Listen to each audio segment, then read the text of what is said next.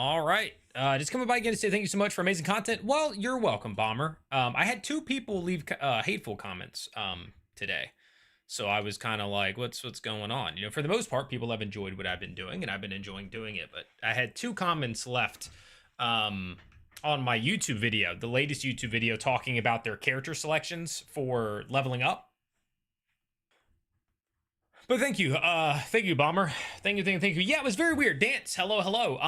They told me that I was like a content leech and that I provided nothing new. And if any of you watched my latest video, right? If you watched the video of, sorry, let me straighten this camera. The video of them doing their level up choices, and then you watch my video. I didn't just repeat what they said or did. I went into detail. I read it out. When they said, hey, I'm choosing between these three spells. Not everybody who watches Critical Role knows D&D that well. Like, not everybody knows every spell and every interaction and why maybe with this feat, then this spell might be good, but without it, it's not. And I went into that. Like, I explained, like, here's actually what the spell is. Here's what this is. All that sort of stuff, right? Gravelon, thank you for the subscription. And so it was odd that somebody was like, their video was shorter and you just repeated the same things. And it was like, I didn't. I even gave like, I wouldn't pick this. I would pick that. This is good if they take that. Like, there was context, you know? So it was odd. It was an odd comment. That person left it. And then I think they got it an alt account. So I responded to that screenshot of it in the Discord. And then, about an hour ago, so like 6-7 hours after the other comment, somebody else just said content leech or something. I just deleted both comments because I don't think that they're genuine. The one guy said, I didn't even watch the video. Like, he said it in his comment. He was like, I didn't watch the video, but you did blah, blah, blah, blah. And it was like, okay. Like, all right. Forever. It's not, yeah, it is a crazy thing, but it, you know, I just kind of took that, was like, I'm just gonna delete it and move on, and so we did. But welcome in, guys. Tonight's episode, I'm hoping for something really good. I am. Last episode 9, was, I think, my favorite episode of the campaign so far. I think it felt the most like a D&D game. It had good lore drops. It had good roleplay moments. It had it didn't have a combat, but like a cliffhanger, potentially with a combat at the end. We learned about characters. We learned about the world. It felt more like a D&D game with the player interactions. I felt like the players were left to their own devices more than they had been previously, and I loved it. I thoroughly enjoyed episode 9 a lot. If you didn't watch the video, how does he know? Exactly. It is what it is. Yeah. Episode 9 was great. The fairies and the hounds were, I've since I watched it, I had a whole video plan, like in my Trello, where sometimes I'll like plan out the videos I'm gonna do. I have one called "The Hounds Are Awesome." Now I doubt that's what would actually make the thumbnail, but I have one. Or I'm sorry, "The Hounds Are Incredible," and I have these notes to talk about them. But I haven't published that video, and I might have missed the boat on it now. But yeah. Yep, you do deep dive and the others do the same thing as you. Your explanation of what you say, what ideally pick, is also different from others. Yeah, and that's all it is. And the reason, so I wouldn't have done that video if they would have provided feat descriptions, spell descriptions, interact on all of them. I wouldn't have done it because like they did that already, but they didn't. Like, Brendan goes, hey, what do you think about taking? And they go, I'm thinking about taking invisibility, blur, or a mirror image. And then somebody watching it is like, what's blur? Why would he take, yeah, or why? And so I was like, boom, let me explain. Like, here's why, here's what blur is, right? So I did it and said, I'm doing a service. I feel good. I'm educating, breaking down, and providing context and opinions. And then somebody was like, I hate this. Why? So, yeah. Also on another happier note, I'm with you on desperately wanting to do a weekend of D&D in a cabin or Airbnb or wherever. Yes, Bomb. Yes. 100%. All good content creators get hate comments, so take it as a compliment. I'm with you. For sure. Cat's really coming to his own is yes. I agree, Dance. I agree. The black rabbits are great. They were so fun. They were so fun and unique, and the personality swap with the popping of the heads. So I think that's one of the things that made the episode feel so good is there were multiple moments where the player reactions felt so real. Like they were excited, genuinely. Like the heads came off and they're like, you know, they're losing their mind. I'm like, yes, I love it. Let's see. I was with you, episode 9. I know them taking a long time to make a decision could be viewed as boring, but it felt so real. There were comments like that. Like I did get a comment or two that was like, oh, like it slows down the game. And I'm like, but that's D&D. Like it's D&D. I play 3 games of D&D a week. That just happens. Like that's part of it is the interaction between players and their characters deciding things, you know, thinking about things, throwing ideas out. Like that's part of it. It's fun to see like where they're going and where the options they didn't choose and stuff like that. So I think all that's fantastic. Laura had such a mom moment with the kids. It was so good. Yes, that she handled that quite well. But hey, all happy Thursday. Hey, what up? Yet it is. Welcome in, guys. I enjoyed your video. It's a weird concept for leveling, but I like it. They just stated the choices you gave context. Yeah, I provided more detail. Yeah. What? Oh, mechanic, bro, hit a nerve. I apparently I did with that guy. And again, I think the second one was just either a troll that saw his was like, I'm gonna say something, or it was the same person. And they left too. The Soldier's Quest is boss. Loads of great organic moments. I agree, Serpent. 100%, man. And welcome in on TikTok.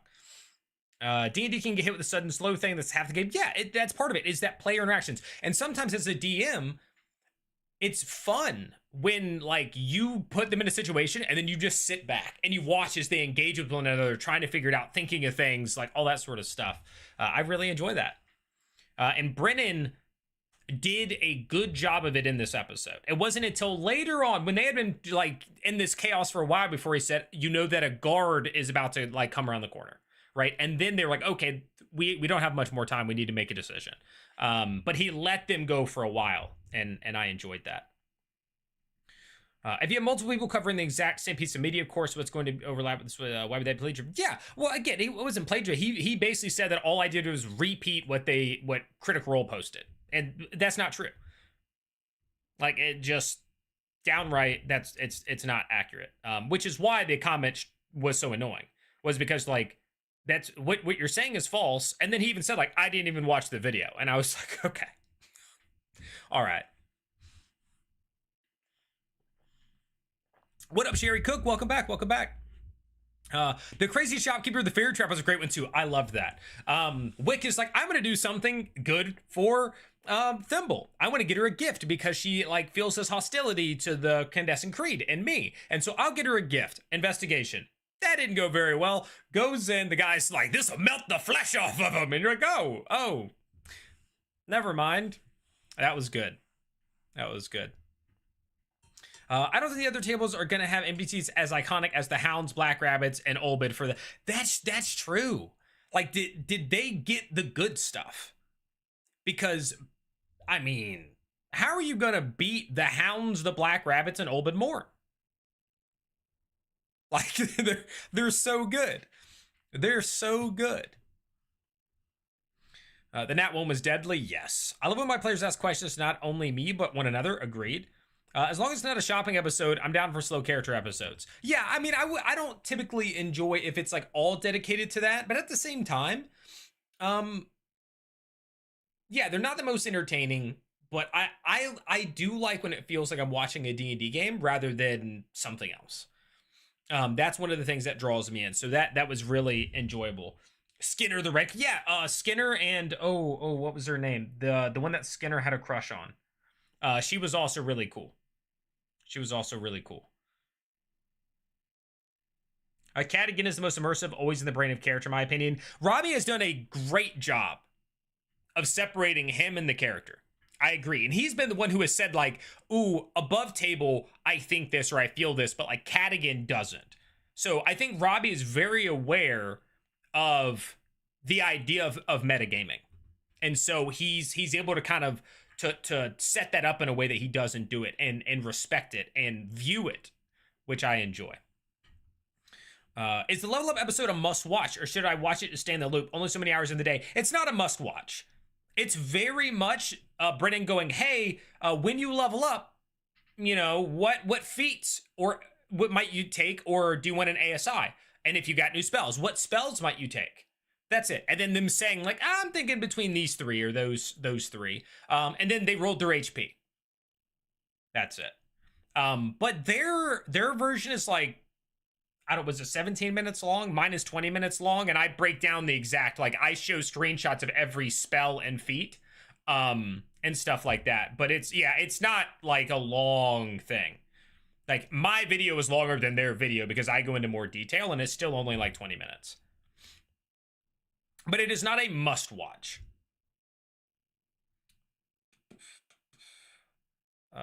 But for real, Brennan has bested himself every week so far. We didn't think he could outdo Olbid. We didn't think he could outdo the Hounds. Future's bright a bit. I hope so, Practical. I do. I love letting the players level up during the session. Yeah, that's a very interesting. I've never experienced that. People said, oh, he did the same thing in World Beyond Numbers and stuff, which I haven't watched. So this was very unique to me. I don't dislike it. It gives them the choice. So I can see a moment where like they're in the middle of combat, and you know, people are struggling, and that's when Teor decides to level up and take Bless, right? Like that sort of thing. I like that. Let's get late in Ireland. I'll see you in the comments. Misnaming D&D Moss. Sounds good, Serpent. Peace out, dude. Thanks for swinging by.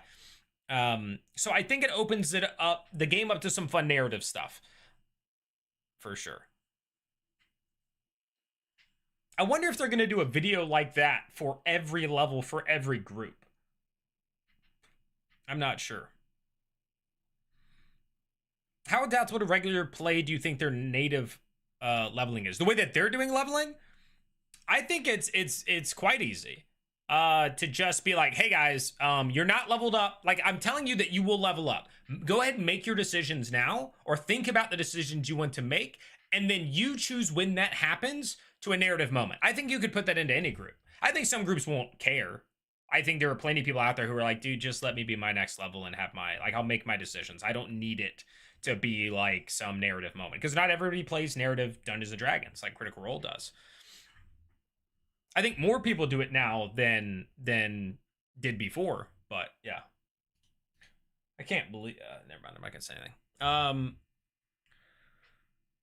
I just feel scared that when they move tables and I don't feel the connection to that table, I must wait for 10 episodes until we change again, but I have faith in the cast and DM. Yeah, Ordinary, that's all you can do is watch it and try not to like compare, but just be like, here's what I'm watching, here's what they're doing, and then I'm sure it's going to be fine. I'm sure it's going to be good. It'll be a good story, and they'll do a good job working their way through it. At least that's my opinion.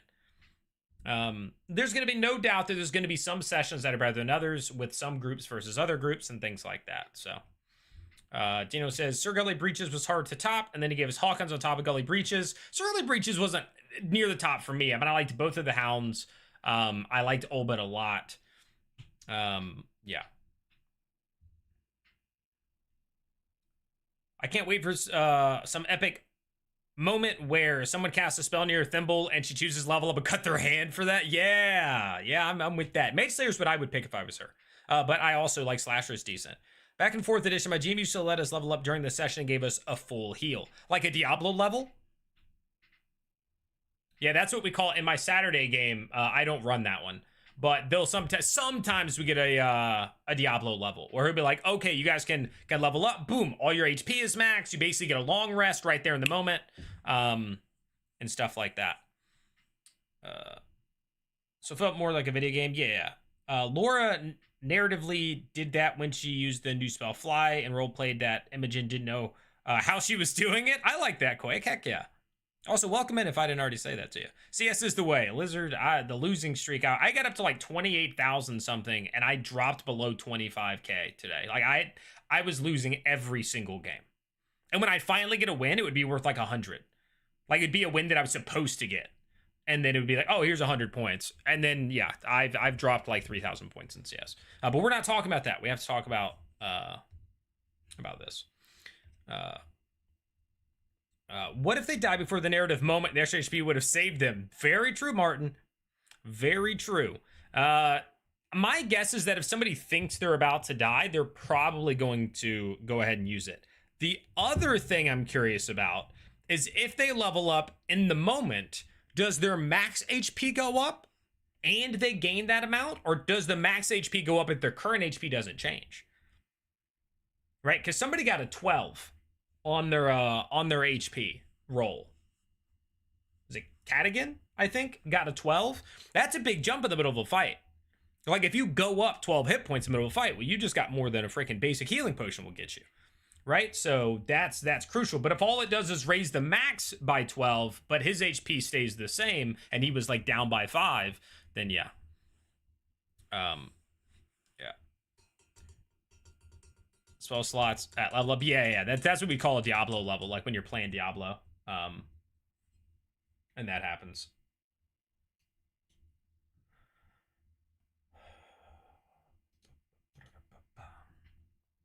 So, for everybody else, what would you say has been your favorite episode so far? Sorry, I'm trying to open up. Yeah, what would you guys say is your favorite episode out of the 9 we've had? You all know mine was 9. I enjoyed episode 9 a ton. Before that, I might say maybe the one with Olbid. I don't remember the number. And then I think 3. I think 9, Olbid, and 3 are my top 3. What are you hoping to learn in this episode?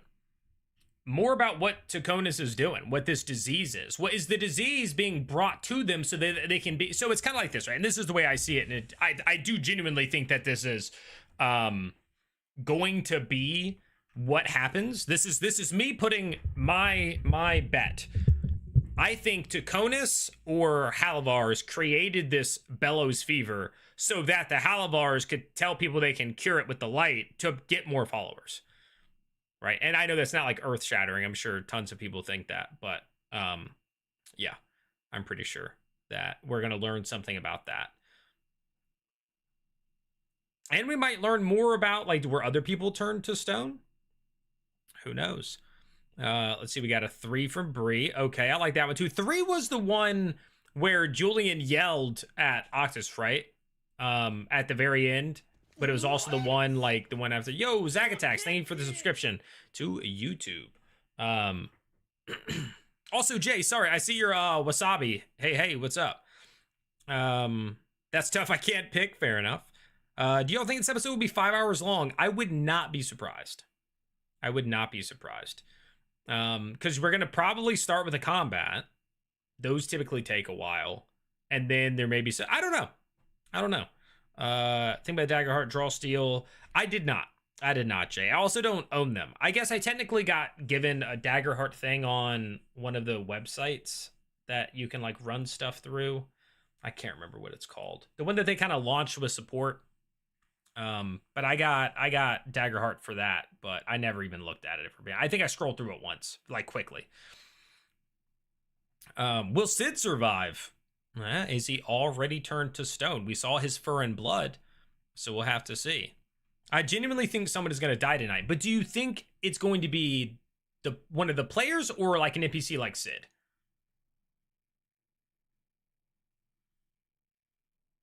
No, not their Void thing, Jay. It's one of the websites that, like, you can play stuff. Who's the cold open is a great question. My thinking is either we have no idea or it's just going to wrap back around to whoever was in the first ones, which I believe was Valus and Octus. Mechanics says, I think something is definitely going to happen. Something's going to happen at some point. Yeah. My bet for the cold open is that they go back to Octus and Valus. Hey, there we go, Daniel. We're on the same wavelength. I sure do have a lot of concern for Tyranny. So somebody pointed this out, and I could see it happening. The idea being that Tyranny actually passed her saving throw. Because natively, the standard DC for a Basilisk is 12. She got a 15. Then he started to describe it. I don't think he ever said the words like, that's a fail. I think he just said you start to feel the stone, whatever, and then we ended. I think narratively, that was a great sort of cliffhanger moment to stop. And then when we start, it's going to, so as we ended, you felt stone begin to take hold on your body. but then you overcame it. You passed with a 15. And then he like goes on, because otherwise a group of level 3s going to level 4, 15 is a decent, I mean, you got to think, I don't know what her saving throw is. I don't have her stats in front of me, but my guess is that getting that high is not easy for her. She's probably got to roll like a 12 or a 13 on the dice. So she has a less than 50% chance to get that, I think. So assuming she needs like a 16. So we'll see. I think Sid is a lost cause. I think they missed the chance to save him at the end, and one of the party will also die. See, but I don't know that they missed the chance, because I do believe in that moment, Brennan was the one who decided that she went back downstairs. So I feel like if it was an actual chance, he wouldn't have kind of shifted her back to the room. He would have let her continue to explore and find things. But he might have also just been like, nope, you only get one roll, and your roll showed you a shield, and that's what you get. That's also possible. So I guess, who knows? Sid being dead would be peak character development for Teor, but maybe fix. Yeah, it's definitely possible. Maybe the devil does something about the fever. Halavar take the faith when they can cure it, and it's going to take the body when it's late. Yeah, that's what I'm thinking. There's going to be something going on where it is a plan. The fever was placed. It was created by people and then used as a way to leverage getting the light into power. The Halavars, the Candescent Creed.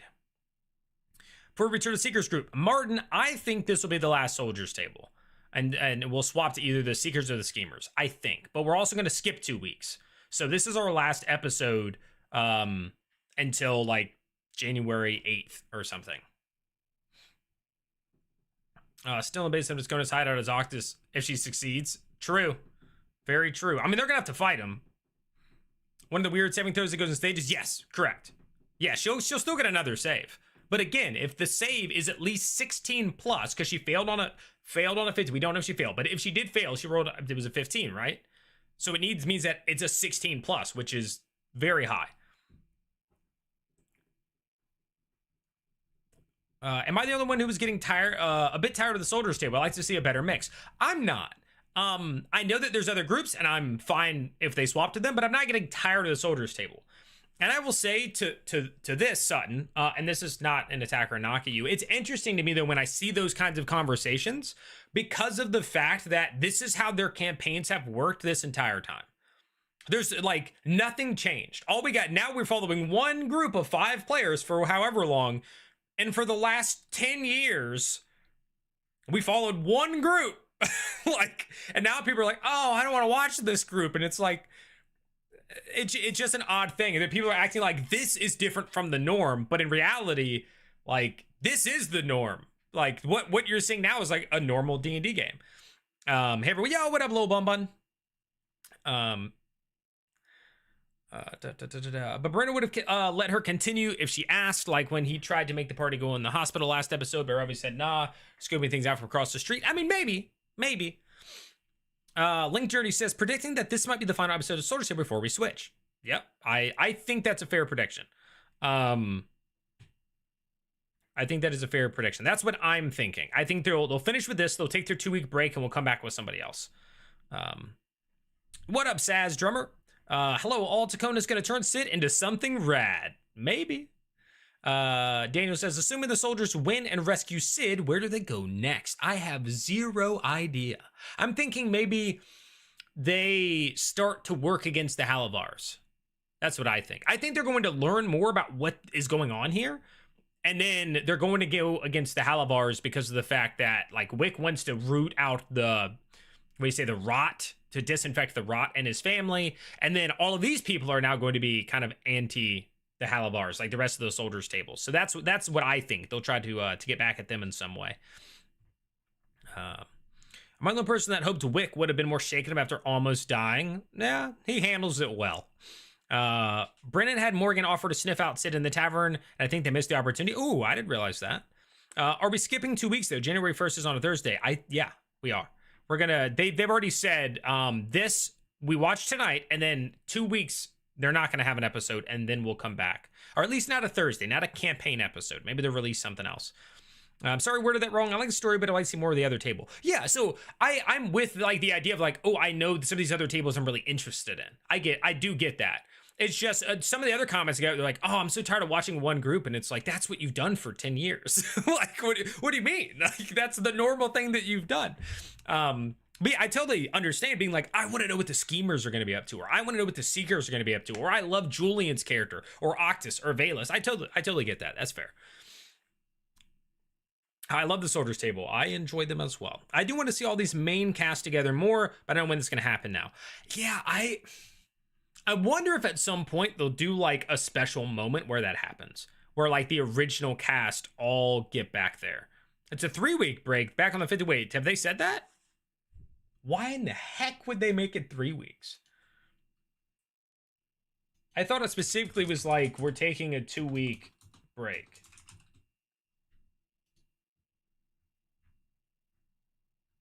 Let me double check this thing real quick. I'm trying to find their our final adventure in Armon for 2025 begins this Thursday, plus a special fireside chat. Cool, let's click into it. Leveling up soldier stable, blah blah blah. Edit Critical Role will be taking a breather for episode 10 of campaign 4 and will return. Oh, the cooldown. There's no cooldown tonight either, by the way. Back on the 15th. Oh, they sent an email that says the 15th. That sucks. Why? I'm actually so upset right now. We get no cooldown tonight, and then they don't play for 3 weeks. I'm heartbroken. I think the king. Oh, hold on. I don't want to jump to that one. I missed something. Let's make cast together. Okay. The people who want the tables to switch mainly want to see Matthew Mercer play D&D. Yeah, but that's fair. I think the King Augustus or whatever his name is has been gaslighted a bit too much to not get involved in the plot. It seems like a kind of nice guy compared to that. I agree. 100% Mordos. Like, he seems like I'm a King Augustus fan. All right. I've never met the guy. I think he's all right. I think he's an all right dude. Plus, the Hounds were on his side, and they seem super respectful. So, yep, 3-week break. That's a very long break. Must be cooking something up. I think they're just going to come back, and it's just going to be a different table. Like, legit. I wonder if they taking the extra week, because that's when they're going to record, like, 4 episodes that week, and then they'll have the whole, yeah. I don't know. That sucks. I love Tyranny, but I did enjoy that moment when Kat pulled her aside and kind of reeled her chaos in. Yeah. Confirmed, just look at the email. Yeah, probably because Dimension 20 is filming there. Oh. The soldiers table, do think they need to switch tables to keep things fresh. Do we think that Jonas will try to kill Gus while he's in Dalmakiar? I think it's completely possible. I'm stuck on either starting or finishing Mighty 9 and episode 10. Thoughts what I should do? I think most people enjoyed the Mighty 9 more. I think, like, the community, like, if you polled everybody, it's probably a decent chunk of the majority would say Mighty 9. Halvars are trying to start a rebellion against kings so they take power and intimidate. Yeah, that's definitely what it seems like, which is why it was so big, like such a huge moment when the Earl of the Lord of the Towntherin, Tiberius Lee, converted publicly to the Candescent Creed. Like, that's huge. That's huge. Because again, what are the 2 ways that you turn the people against their king? Bread or God. And so they're gonna kind of go against that, right? My table swap theory recently. Hold on, did I just get?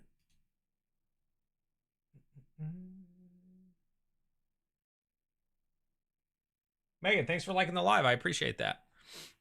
On TikTok.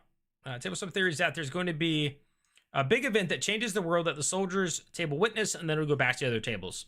I could see it. I started campaign 3 a couple weeks ago. So far, I've enjoyed it, but I'm only at episode 8. Yeah, and there's so much more to go.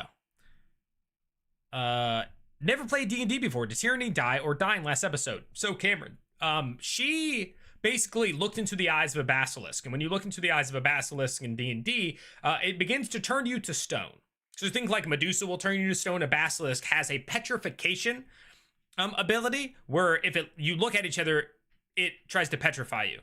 And so we actually, like, it seemed like she failed. It was positioned as if she failed, and there's still another save. So basically it starts and you become like incapacitated or something, and then it goes through again, and now you're petrified, right? So you get like 2 saves for it.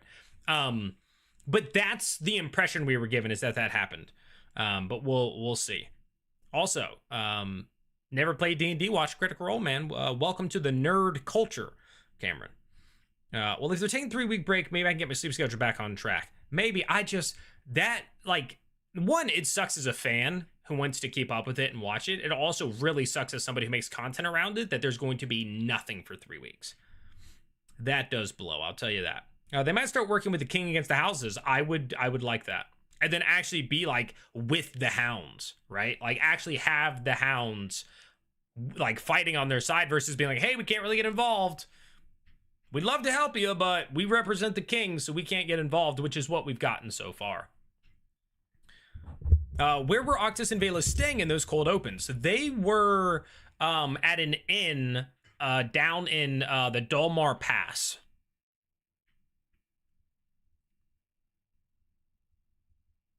Brendan loves incapacitating players in combat often. Well, there you go. Wild Theory. Sid would be a PC surprise guest. That would be cool. If Sid's not dead, I think it would be really cool to bring in a guest. Having guests when you already have 13 players is kind of nuts, though. Like at the end of the season, how many people played in this game? Well, there were 25. Like, if the Tacondas killed Gus, the Hounds could join them in a quest for justice. True. I don't like. I feel like it could happen. Don't get me wrong, it could happen. But if Gus died already, like if they were like, "Oh yeah, Gus is dead," I would be like, "Whoa," because I think he's going to play a bigger role in some of the things coming to pass. But I guess we'll find out. I really enjoyed Hawthorne's Glade as well. I honestly hope we can see more places like that. It was okay to me. Like I didn't dislike it. Again, there were some really cool NPCs. But it also felt like it was just a blip in the radar. Like they got there, it was like doop. Okay, we're leaving. I can't take any more players, bro. It's too much. I have a guess for a few episodes. Yeah. I just mean like in general. Like when you have a 13-player cast and you're still bringing in guests, it's kind of like, wait. The red cap, Skinner, and I can't remember off the top of my head, the fairy who loved when the light hit her. She was like, the light. And then that's the one that Skinner loves. Yo, what's up, Spooter? Thanks for liking the live and thanks for sending a heart over on TikTok.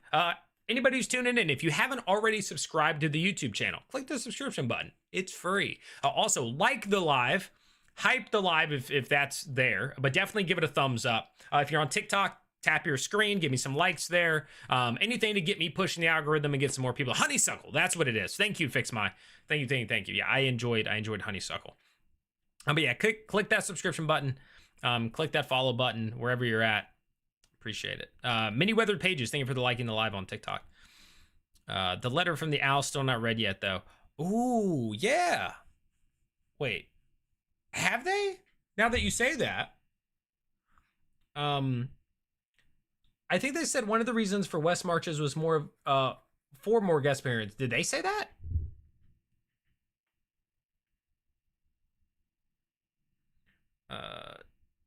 Gus is going to be more for the schemers table. I bet they're going to interact with him. I can see that 100%. Just Jerry, 100%. Yep. I work for King Gus visiting Damakiar. Same, Dan. That's what we were kind of talking about is are they going to... I hope that he doesn't die now because I want more of him and I want to see them engage with King Gus, whoever does. And I'd also love to see them work alongside the Hounds, which I guess could still happen even if he's killed. I work for King Gus. Okay, read that. Did Murray get fired from her job? I don't know if she has officially gotten fired yet, but she was told to meet the person in the office, the new dean. So I guess we'll find out when we see her again as to what's going on there. Link Journey, thanks for the subscription on YouTube. Appreciate it. I'm currently enjoying the slow burn of Kattigan. What are your thoughts so far? The abusive drunk father and all. Yeah, Amorphous Blob Bob, thank you for the subscription. I like the slow burn of Kattigan. I think we've gotten a little bit more out of him in this last episode as well. More just discussion, more personality, which I'm looking forward to. Last episode did Kattigan some good. I still think there's a lot to learn and there's a lot of cool things, but Robbie's playing him well so far, even if he's still keeping some things close to the chest. So I'm looking forward to how he kind of grows as we go. As I guess I'm looking forward to him revealing a lot more as things continue. 100%. Switch table, do you hope they switch you after the soldiers? I don't have a preference. I'm along for the ride either way. Yeah, I don't think I have like a real set thing. Which is funny because many weathered pages said which table are you looking forward to seeing on TikTok at the same time that Link said which table do you hope they switch to. I'm happy either way, honestly. Kate says my sister thinks that Cat has switched Soul's body or something with Wolfric. I have never bought that personally.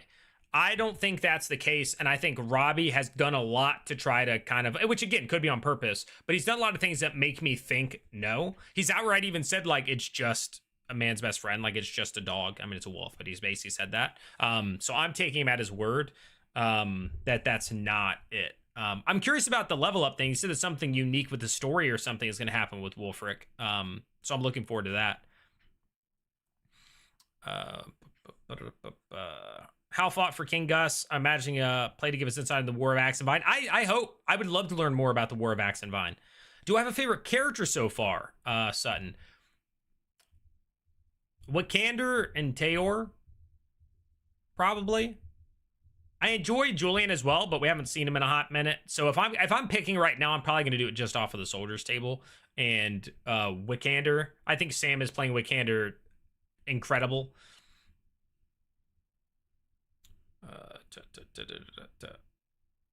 Sid is going to be the actor who played. I don't know who that is. No owl letter, and Cat hasn't given Tyranny the knife yet. Yeah, I knew the knife thing. Is Petrify a perm death in D&D? No, I'm pretty sure you can greater restoration it. Yo, what up, Dane? Son got me beacon for Christmas. Hey, let's go, Dane. Heck yeah. Love to hear it. Thought maybe we'd learn more about Cat when Tyranny disguised herself as a 10-year-old girl because the popular theory is that he has or had a child, but she doesn't know how to play into it. Yeah, he didn't at all. And I was wondering why he said, like, you know, just do what you want, like, turn into what you want to turn into. And then she was like a 10-year-old girl. And then, like, that just never came up again. They just went about, and then they went into the thing, and it was just like, yeah.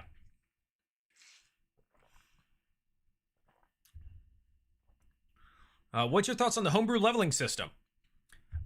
It has no real impact. It's all, I mean, so mechanically, it's not really anything. It's just a narrative choice. It's the, oh, now you can set up a cool moment where your character levels up mid-combat.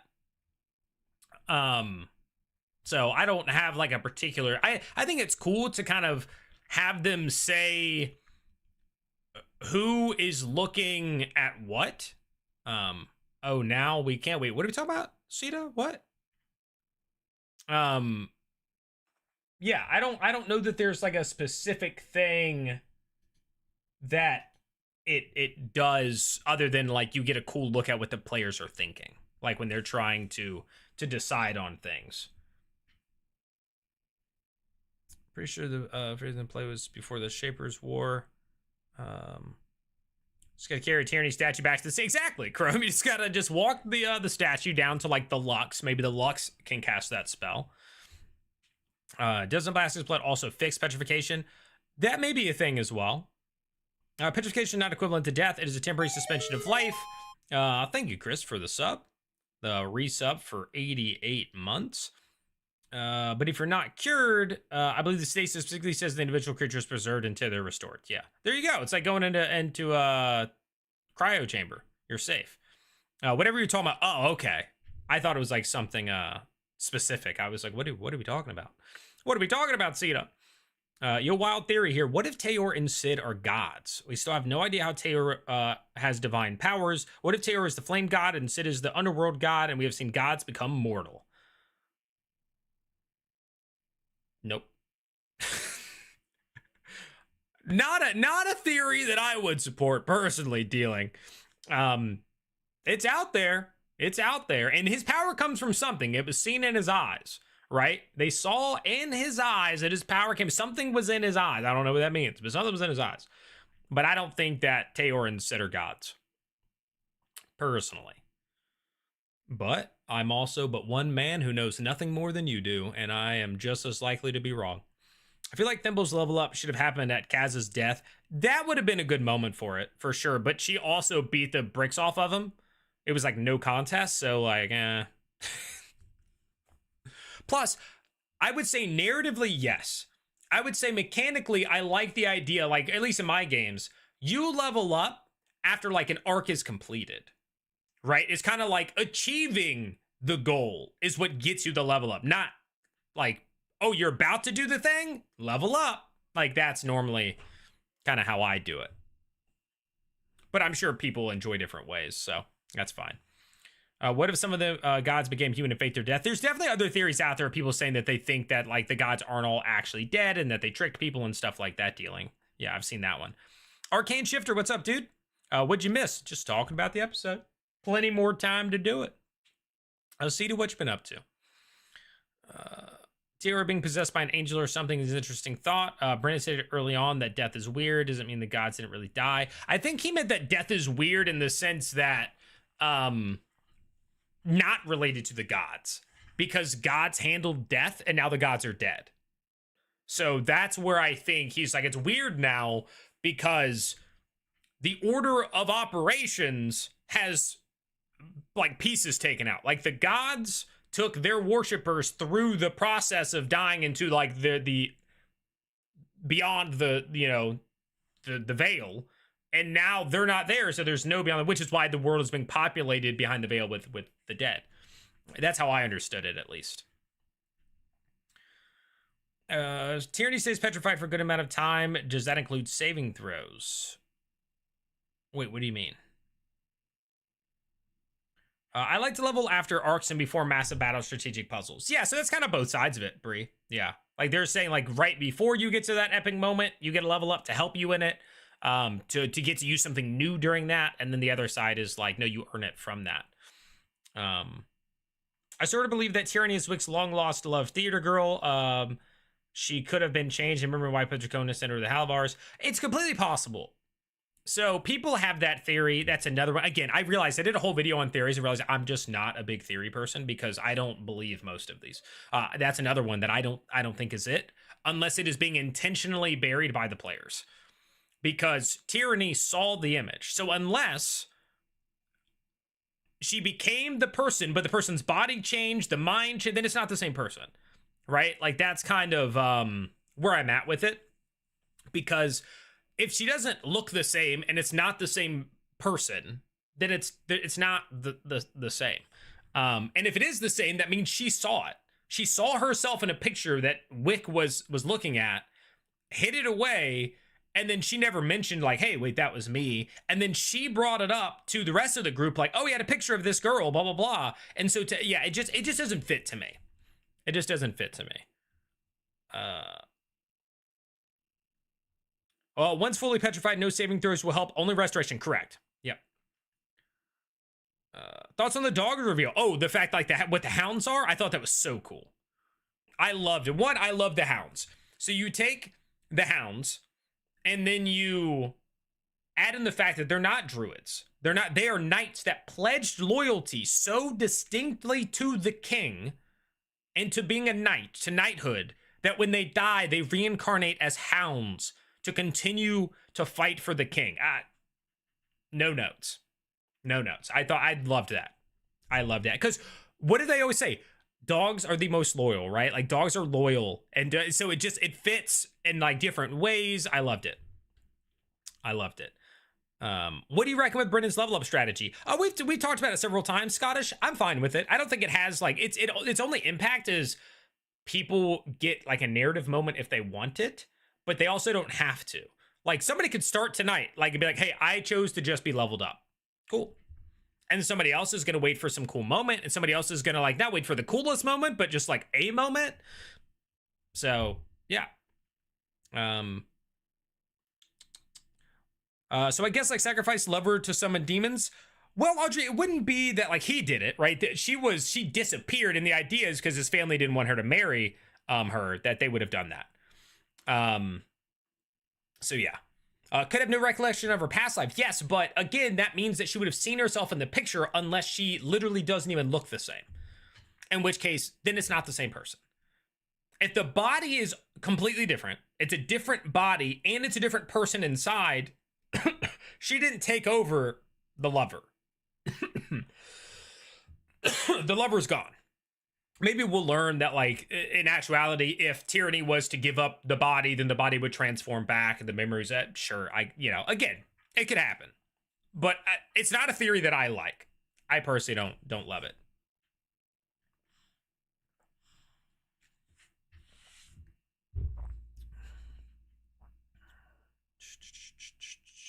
Tyranny even spoke last session about how she saw the theater garage. But yeah, so again, so she was there and saw it. Then also, because did he say like it was 4 months ago and she's been there for 6 months? So I think that automatically says like that can't be it. I could be wrong, but I thought they said like it was 4 months ago and she's been there for 6 months. Do we think Wick's Fling was sent away or killed? If I didn't think it was narratively going to be something cool, I would say killed. But I also think they're going to try to, like, Brennan's going to keep that and try to use it, and therefore sent away. Or taken over. Like, I'm open to her having a demon in her. I just don't think it's Tyranny.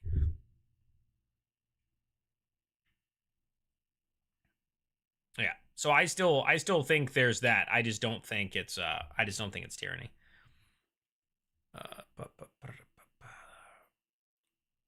Tyranny did make the comment about him going to his room to pray after seeing her as if she was at the theater with him. Yeah, exactly. Exactly, TR. Yep. Also, welcome in. We're talking about, yes, Earth. Well, we were talking about a lot of stuff, but the NPCs came up at Earth Darkness, 100%. I love that they have a different personality than their original person. Wait, who? I reckon Sam is going to do something outrageous with his... it won't be the same if he didn't. Yeah, 100%, yeah. Well, I don't know. He also was really uncertain about what to do when he realized that taking a resilient con wouldn't do anything for him because he's a sorcerer and sorcerers are already proficient in con. So... with the underworld all in disarray, if after the soldiers' efforts Sid is dead and in the underworld, and we get like an Odyssey scenario where Teor has to journey there to save his brother, I could see that. But I think it would be more than that. I think it would be like, oh, that means that the Odyssey's down there. That means that so-and-so is like, maybe they do make a full trip, and like maybe Wick goes for his lover girl. Maybe, you know, one goes for Sid, one goes for Thiazi, like that sort of thing. Tyranny said he could send her back at any point if Tyranny ever got into so much trouble. Could he send her back, save her at some point? Yeah, I'm wondering if that's true or if she made that up right there. I'm assuming that it's something her and Brennan have discussed, because that seems very, very wild. Like, Sam has the power to just be like, I don't want you here anymore, and Tyranny's just, she's out. Go make a new character. Like, like that's kind of nuts. But yeah, that also could happen if she's about to like die, and he looks and goes, "I'm doing this to save you," and sends her away. Could be a really cool moment, cool roleplay moment. I'm not super familiar with Matt versus Brennan DM, but to be clear, it's not a competition. But what do you think is the best thing they bring to the table? Like my opinion, I think Brennan does NPCs better. So I think Matt does voices better. I think Matt flows better in terms of way less ums, and stuff like that. I think Brennan is good at silly. Brennan is very good at humor. Yeah, those are the things that pop in the top of my head. Keeping it a bean. Thanks for liking the live on TikTok, and thanks for sending the heart me. Appreciate it. Famine, what's up, dude? How we doing? Wick's Fling went to the tailor shop. Yeah, cut the shadows. It'd be really funny to be in the middle of a fight about to die and then level up to gain tough. Get that extra HP, yeah. Have they mentioned anything on Sid had powers as well? They have not, Murican. We don't know. We don't know. Tyranny is so nice compared to her sisters. Makes you wonder what she was like. That's true, Deal. Yeah. She is very different from them.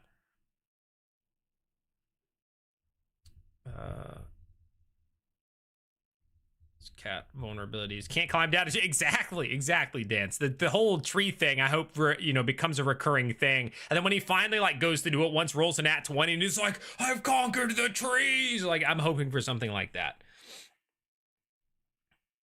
It's going to be fun. So level up to the player. I'm with you, Strike. Yeah. Where they choose to use them and if they're going to do it, like, right now. Kyra says, Brendan is also really good at making those heavy emotional moments hit hard. But the thing is, I think Matt's good at that, too. Like, so that's where I'm trying to compare, like, where do I think, like, the main differences are? Because I think they're both good at emotional moments. I think they're both good at telling a story. I think they're both good at making good NPCs that have full-on personalities, voices, mannerisms. They're both excellent. There are differences in them. Some delivery differences, some ability to do certain voices. But, yeah. The heavy emotional moments are less on the DMs, though. Exactly. That's also, like, who's helping you make that moment, right? It's like if in some of my games where, like, I have two players in one of my games who aren't big on role play, but the other ones are. And if I tried to, like, have this heart-wrenching moment with one of the, like, people who don't do they would just be like, I got nothing for you. I'm not doing this. Which isn't really going to happen in Critical Role, but yeah. All right, let me catch up. I know I skipped down on chat. The hounds are forgotten. Yeah, they're not original personalities on them. It is going to be fun to see the players. Okay, read that. Brendan may be the smartest person alive. Brendan is also here's the other thing I'll say. Brendan is incredibly intelligent. I'm not by any stretch am I saying like Matt's dumb or anything like that. Brendan is like legitimately very intelligent, and it is very obvious that he has an immense amount of knowledge and is able to articulate things and explain things and comprehend. Like, Brendan is very smart. You can just tell. I think Rich, let me make sure I'm not, all right. Octus could be the bridge from the land of the living to the land of the dead. In that case, there's a transferring of party members from the different groups. He could be 100% because, like, the thing they wanted to do with him didn't work, but something happened. And so it could be something like that. Yeah.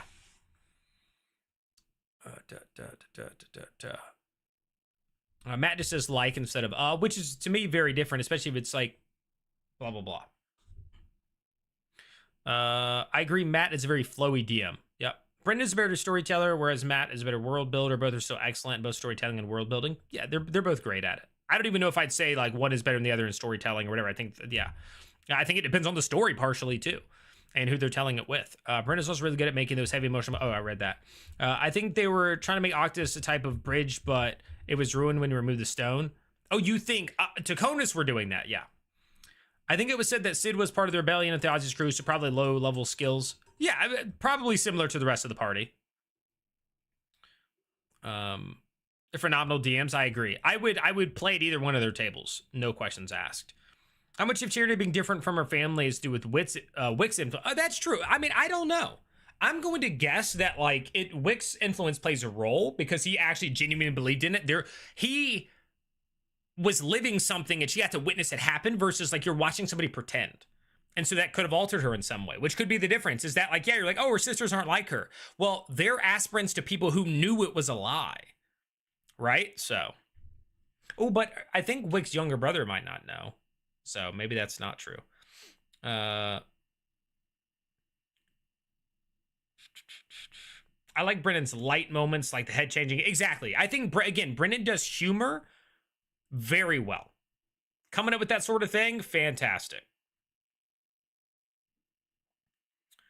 If there's any kind of comparison, I feel like Matt is a lot more strict with the rules than Brendan is. Yeah, Brendan is very loose. Brendan is very, very loose.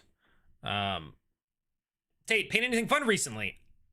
I don't think so. I did paint something, but it's been a while. I did a purple worm. I think it's the last thing I painted. I have a purple worm on the shelf over there. Uh, What kind of cast do you think the Photarch is? Probably sorcerer, but could be a cleric with waning power when her god died to make her desperate to conserve. I have no idea, Merkin. I have not thought about it at all, actually. But I would probably also, I would lean to, well, who all gets Wish? Do they all get Wish? Because she said she cast Wish. So maybe that'll limit it some. Brennan isn't good at running combat, less voices, more ums, uhs. He definitely has been umming and uhs. Well, there was one episode where I was like, holy crap. Not as, I don't know if it was bad in the last episode. And we all do it. Like, I and uh sometime, and I'll say like and things like that. But it got to the point where I was like, what is happening right now? But it's not all the time. At least not now.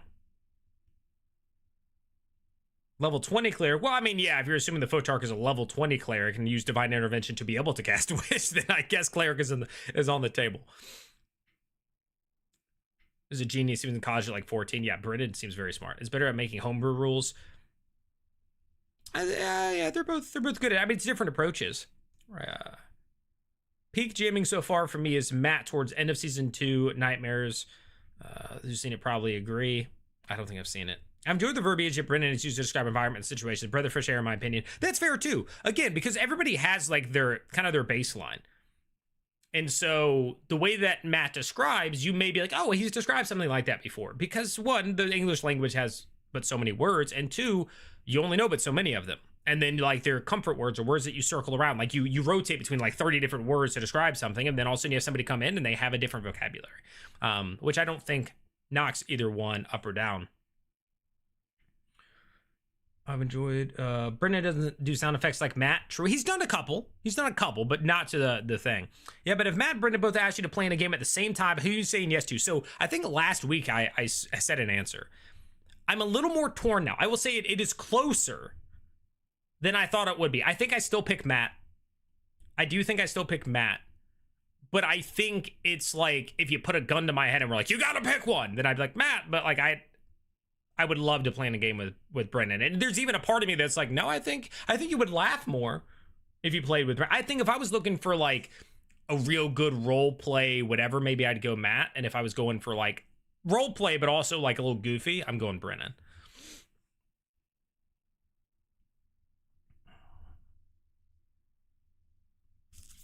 I already answered that. Matt, Brennan, S tier DMs, Bria, Liam, A tier DMs, Sam, Laura, Marisha, B tier, Waster. Yeah, I haven't seen basically anybody else, if I'm being honest. So I don't know. Found it interesting that Tyranny spoke somewhat positively about her dad. I need to, yeah, that is an interesting thing with her. I mean, there's still a lot in her background, I think, that we need to figure out. That's a good point, Kyra. Is there a map of Armand? Will there be one? I'm assured there will be one. Is there currently? No. That's right. When Wick's family finds out about essentially his betrayal, his little brother will probably be his replacement. We should have a check on him. I think at some point they will, and maybe he'll try to rescue him and be like, hey, let's raise him the right way. The key difference for me is Matt wants to show how clever he is. Brendan wants to show the players how clever they are. Both are fine approaches.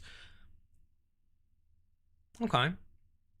I feel like the and could come from running this big of a game and having so many things in your... Oh, I agree. So in the overture, I understood it more because, one, he was trying to keep pacing. He knew I have about 4 to 5 hours every night to get through 4 episodes. We've already, like, we know we're doing 4 and go. And so that's why it was very strict and very linear in some regard. So I understood it then. Once we started to get further from it, it was like, well, hold on. Yeah. And 2024 rules, Wish is just wizards and sorcerers. Katana, like Matt always uses Maul to describe a creature. Oh, true. Yeah. Maul, he does like Maul. Taliesin, Candela Obscura, S tier. What do you think the cast backup characters are? I don't think all of them have any. I would say out of the 13 players, maybe half of them have a backup character. Legit, I think several of them have said that they don't have one. Arcane says, does anyone else feel like some of these religious pacts feel more like warlock pacts? Like even Wick's connection to his quote god and where he gets his powers from feel more like a warlock pact? Kind of, yeah. Soldiers backup characters. I honestly, Earth, I would just be taking random guesses out of my butt. I have no real idea what they would decide to swap to, if I'm being honest.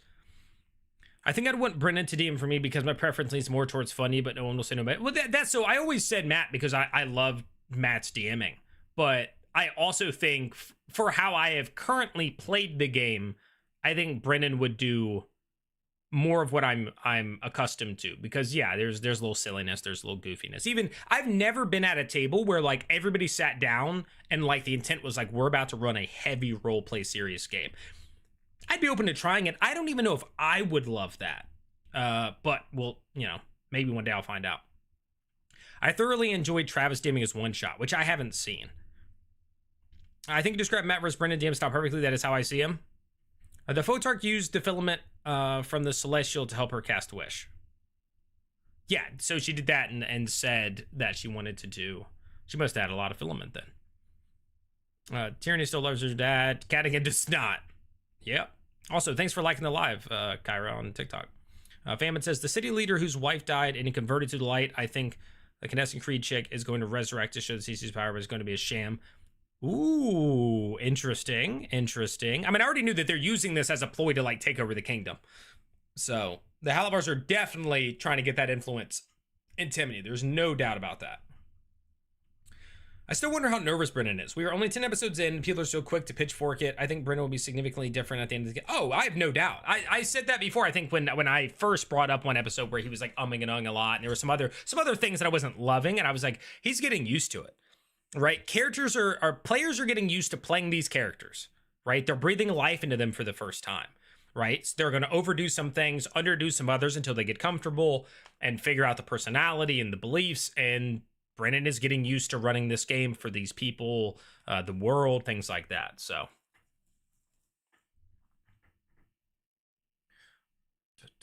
skipping down to the bottom real quick, Dance. Who do you think preps more? I feel like Brennan improvs more. I don't think Brennan has been improving that much for this so far. I think most of this has been pretty much what he intended.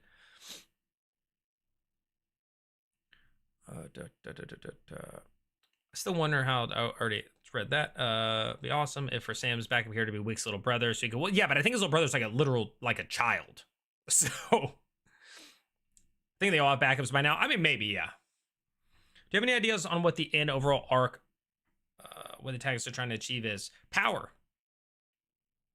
I mean, my main guess is that the houses want to be the new, like, not gods, but like take the place of it. They want to have so much power that, like, you know, nobody will be able to do anything.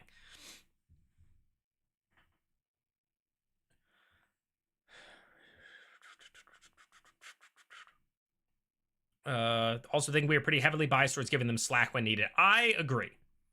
I think that most of the people are so liked by the audience that even when they do things, you're like, that's fine. Like, I do think, but that's okay as well.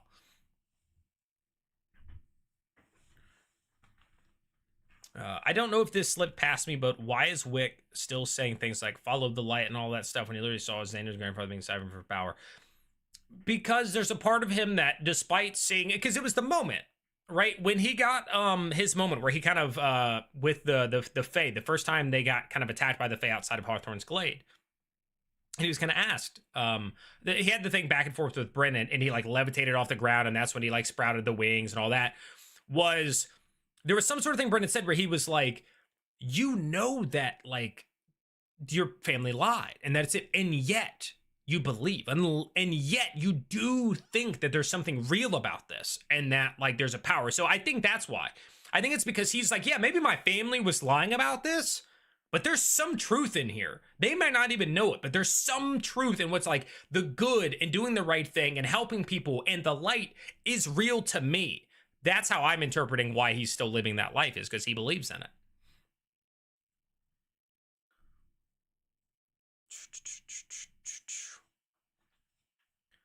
I do feel like Brendan is more rule of cool. I feel bad for Brendan. Honestly, Soldier's Table has 3 Chaos Gremlins with Laura and Sam. But they haven't been doing that much of it, to be honest. At least I haven't felt that way. How much prep do you do for a session on average? It depends. I do a lot of mine day of. Like, I'll think of some ideas here and there, but then like day of, I'll take my laptop to a coffee shop and I'll sit there for like an hour, hour and a half, something like that. And I'll kind of think about what could happen and stuff like that. Think about some story. And then I have like an idea for where it's going, like all the time. As someone who has done it, deconstructing your faith takes a long time. It's not instant. That's fair, Jaded. That's fair. For Britain's DMing, I agree he does seem a little nervous. I wonder if he will give a different style of homebrew rules to the other groups. Maybe he would feel more comfortable DMing the schemers. Maybe. But also, I think it's just a matter of getting comfortable. This is still new. Famous says, love the level up system they are using for campaign 4, and I'd love to use it at my table, though I don't think the players would understand it. Yeah, I mean, you can explain it pretty simply. I think I said earlier, you just say, hey guys, pick a couple of things that you're thinking about using when you level up, or at least be acquainted with what you want to use when you level up, and go ahead and pre-roll your HP. And then at a moment of your choosing that you think is the right moment for it, select the things. So have your 3 feats selected, and when you get in a certain situation, you're like, oh, this feat would be perfect for this, pick it. Like, you know, just choose the right moment. And some people aren't, like I said this earlier, some people do not care. They're not interested. Right? They don't play for that. They're like, I just want to level up if I'm leveling up. That's okay. You give them that option. You can say you can just be leveled up if you want, or you can do it this. Depending on your table, people are going to want the narrative moment. People are going to want the, I'm just going to come to next session leveled up. So it's definitely an RP choice for Sam, no doubt. Has no problem with Chaos Gremlins, who works mostly with improv comedians. Well, exactly. Like his experience is definitely filled with that. Considering Teor's magic, exactly. His magic comes from somewhere.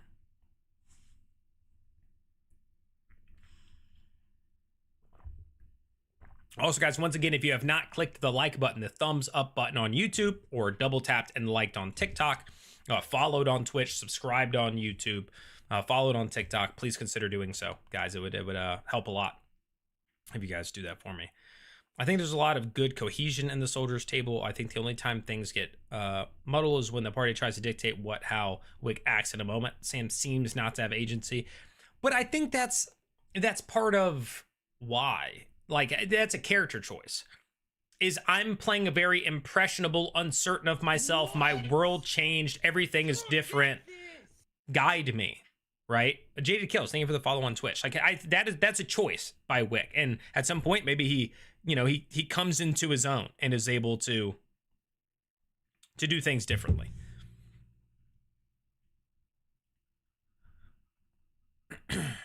Does the amount of players inherently mean more episodes in this campaign than all the others? No. I don't think it inherently means that, like, there's going to be more. It doesn't mean there isn't, but I don't think it's, like, by default that it will be. What do we all think the state of clerics are in Ahriman? We know there are definitely still people who identify as cleric, but as far as I know, we don't know about their magic. That's true, because it's like, where are they getting it from if they do have it? That's solid. The Real Ace, thanks for the follow. I've had players ask me specifically if they can do a moment to show everyone at the table what they've chosen to level up. It makes great character moments. I like that. Ace, thanks for the subscription. Thank you. Over on the YouTube. Yeah, I've never had anything like that. I mean, most people, they just want to be leveled up. Like, that's just, my brother's always, do we level up? So we level up. I wonder when they switch tables if they are going to have a time skip happen, or if they're going to pick up where they left off. Well, they've already moved forward some. The cold opens have shown us that. Like, things are still happening while we're not watching. How much, if it's in real time with the soldiers table, we don't know, but there's no doubt that, like, the time has continued to move for the rest of them. Vincent says, I might consider using Brennan's level system with my campaign, even though I am using Milestone. Have the player decide when the level up is narratively driven. It gives them agency. Yeah, I mean, I don't know if you just, like, hey, you can choose whenever you want to level up. You can still tell them, like, hey, you guys have hit the moment where you level up. You can choose when it happens from this point. But if you say you guys can just decide, then, like, some person's going to level up way faster. They're going to be like, oh, well, narratively, dude, it just makes sense that I've gained 3 levels this week, you know?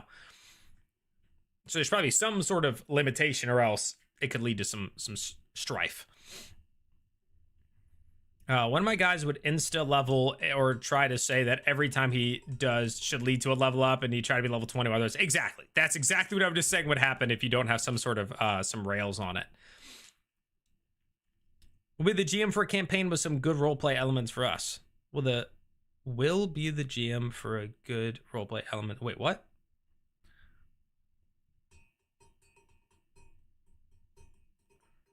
Since you have DM'd, have you ever had a PC die and they're back?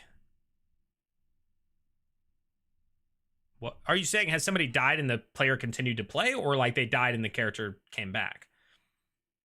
I wonder if they will all be lower levels. Hey, Justin, thank you for the raid. So you want to be a DM? Thank you. Appreciate it.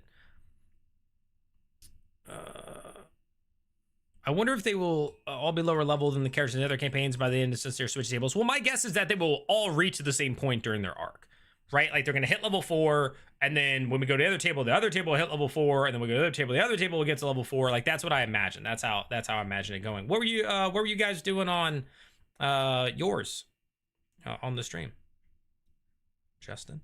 So say it again. The rest of the source table are going to influence Wick and help him grow. Yeah, 100%. Oh yeah, I get that. I like how in the last episode Hawkins tried to inspire Wick. Yeah, I love the Hawkins whole thing. Like, do it. Like Hawkins was fantastic. His whole little speech to Wick was super well done. And again, a testament to how well Brennan can on the fly like do this sort of thing and have this personality and give like a freaking pep speech in that moment. It was really, really well done. But one of these will happen tonight. The level ups? Oh, no doubt. People are gonna level up. I think at least 1 or 2 minimum will level up tonight. When you did GM for us in a roleplay driven campaign, I don't know. Like I said, my game currently definitely it is story driven. It is not a dungeon crawl. It is not a hack and slash. My current game that I've been running for going on like 2 years, it is story driven. It is roleplay elements and stuff, but it's not roleplay heavy.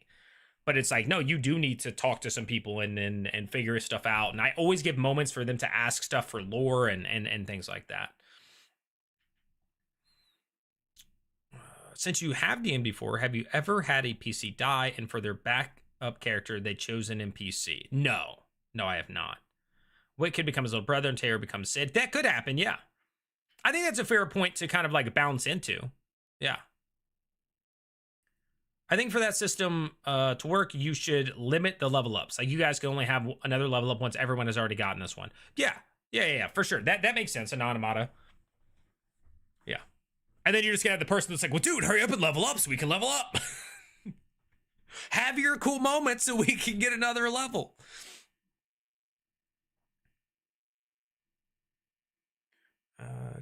My thing is, DM storytelling styles don't make for bad DMs as much as rule breaking and railroading does.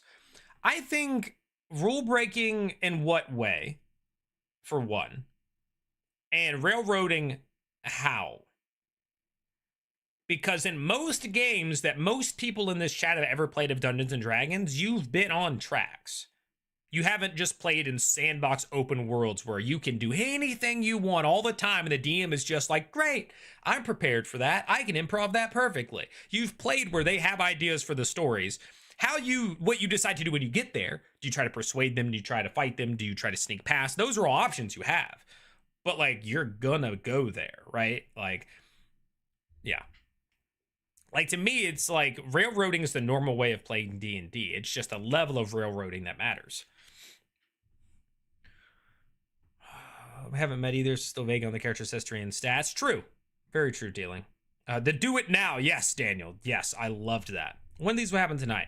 1, guest Sid PC. 2, player death. 3, shocking character revelation. Maybe all 3. Is there a term for that type of leveling where all the same level, like just maybe parallel leveling? I don't know if there's a term for it, but parallel seems fine. What do you think of the new level up thing, actually? What do you think of the new level up thing, actually? What do you think of the new level up thing, actually? I don't know why that was sent twice. My bad. 3 times. It was sent 3 times. We talked about that like 5 times already in the stream. I think it's fine. I think it's fine. I think its only purpose is to try to have like a narrative moment. It doesn't really serve like a mechanical. I guess it gives some option mechanically for that specific moment. But it's also like for things that are locked in, like mechanics that are locked in, like your feet. You can't change your feet. If it's just a spell and you can change it the next morning, absolutely, that's cool. Hey, Justin, thanks for the follow. Like your feats are things that are probably not going to be heavily influenced by a specific moment unless you just don't care about the future. But your spells, if you can just change them like the next long rest or something, then yeah, that makes sense. You'd be like, oh, actually, Bless is perfect right now versus Detect Magic, right? That one. But in terms of like choosing a feat, it's like, do you really want to stick with that?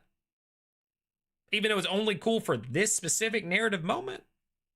I don't know. But again, narratively, roleplay wise, it's cool. You're good, Ghosty. I was just giving you a hard time. Can you level up to bring yourself back from unconscious? So we talked about that, Chrome. We don't know if the whole idea of like when you level, you have your hit points. Is he just saying your hit point max goes up, or is it going to be your max goes up and you gain the hit points that you gain? So if your hit points went up or your max went up by 7, do you also gain 7 hit points in that moment? That's what we're trying to, like, we don't know, right? We don't know. Dane says, yeah, as a DM, I know my global plot. I know what some characters are not and the scenes are up to. I have subplots going, and I consider how the player characters interacting or are likely want to do. Knowing your players helps give them agency while also knowing how to keep your story. Yeah. Yeah. Again, my players can choose different things, right? They have walked away from stuff that I had planned. They have talked to somebody that I didn't think they were going to talk to. They have done, right? Like, I have improv things completely, but like, I know what's happening in the world and I have plots and stuff like that. And the players are following those plots, because if your players are in your game and they're actively working against the plot you have, they're not trying to help you have fun. Do you think the days of experience leveling are gone? Besides analog video games, seems like a bad idea for modern tabletop. I think it requires a specific group of people. I personally think that it feels better. I think XP leveling feels way better than Milestone. I think it gives you more consistent dopamine hits. I think it makes you look forward to certain things, right? I remember playing, and this could be clouded by nostalgia, but I remember playing as a teenager at, every Wednesday night from 6 to 9 at a comic book store. And when we'd finish a fight or end a night, and the DM would be like, you all get 1,000 experience. And I knew I needed 3,000 more to level. Getting 1,000 felt good. It felt good to get that increment of like, oh yeah, only 2,000 more. It's on the horizon. Like, that felt good. It's a little dopamine hit. It's a little bit of, oh, here's a little taste. Here's a little taste. Versus now, you'll just go months and then it'll be like, hey, you guys leveled up. Congrats. And you're just like, oh, sick. Okay, cool. And then you like do it. But there's no like gradual build up. So I love the feel of it, but it is drastically easier to do Milestone.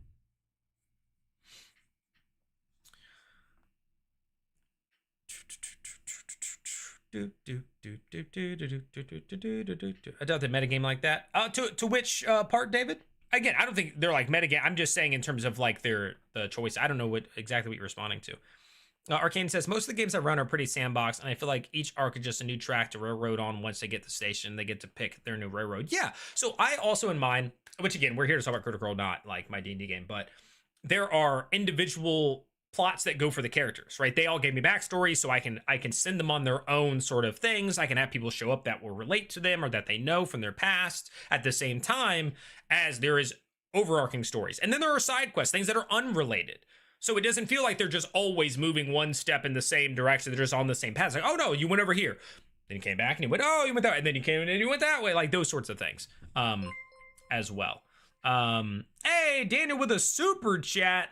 Do we think that the soldiers will get help from any NPCs inside the castle, or are they on their own?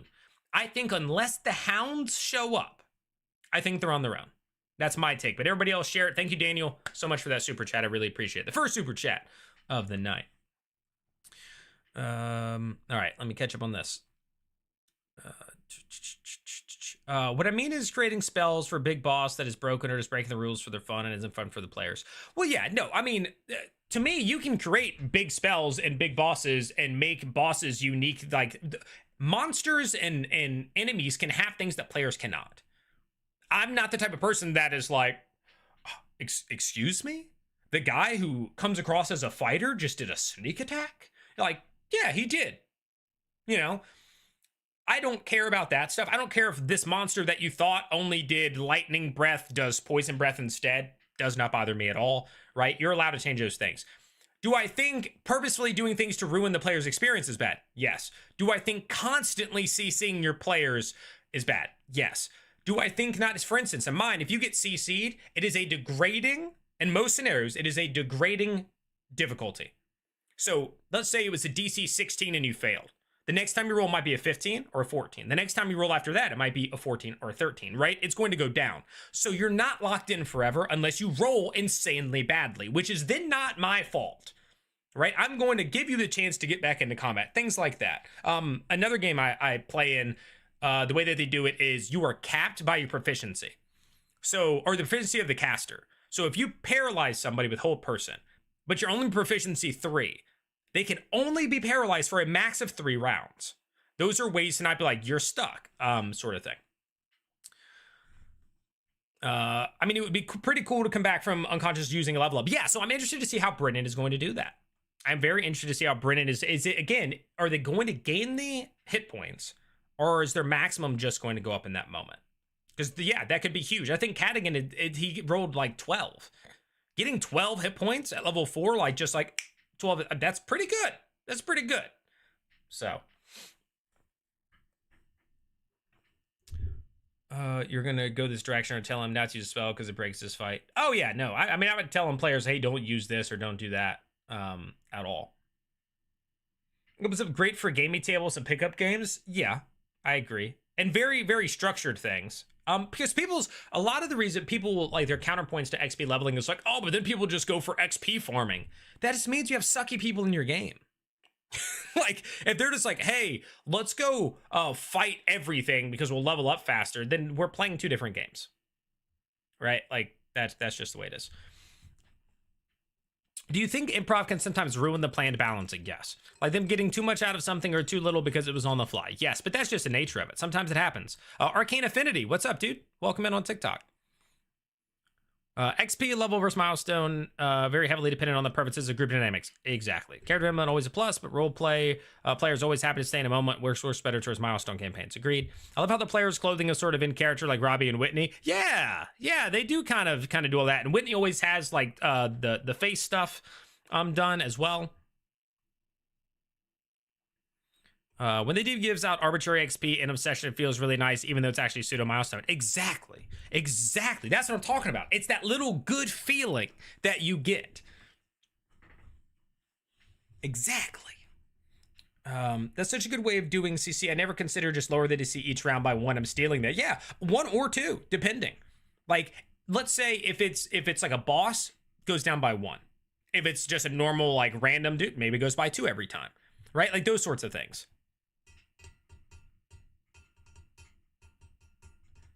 Hello, friends. Who is ready to see Tyranny get devoured by Basilisk? What's up, Jonathan? I am starting to believe in the theory that she actually passed her save. Mike says, just one question. Will there be a cold open again, and with who? My guess is yes. My answer to who, I have no idea, but if they just circle back to the top since they went through all of them in order, we'll just get Valus and Octus again. But they could also completely change up. Now we'll get Valus interacting with this person, or Octus interacting with this person. Because I don't think they're going to be in the same time, so I think we're going to see a different group. There could be NPCs that could be free to help besides Sid. That's true. There could be some that are captured, Jason. Yeah. When I'm asked the question, my first thought is just like, no, unless the hounds are there to help up. Does anyone use both experience system at the same time? Oh, like milestone and XP? No. I can see, well, this doesn't normally kill me, but now it doesn't.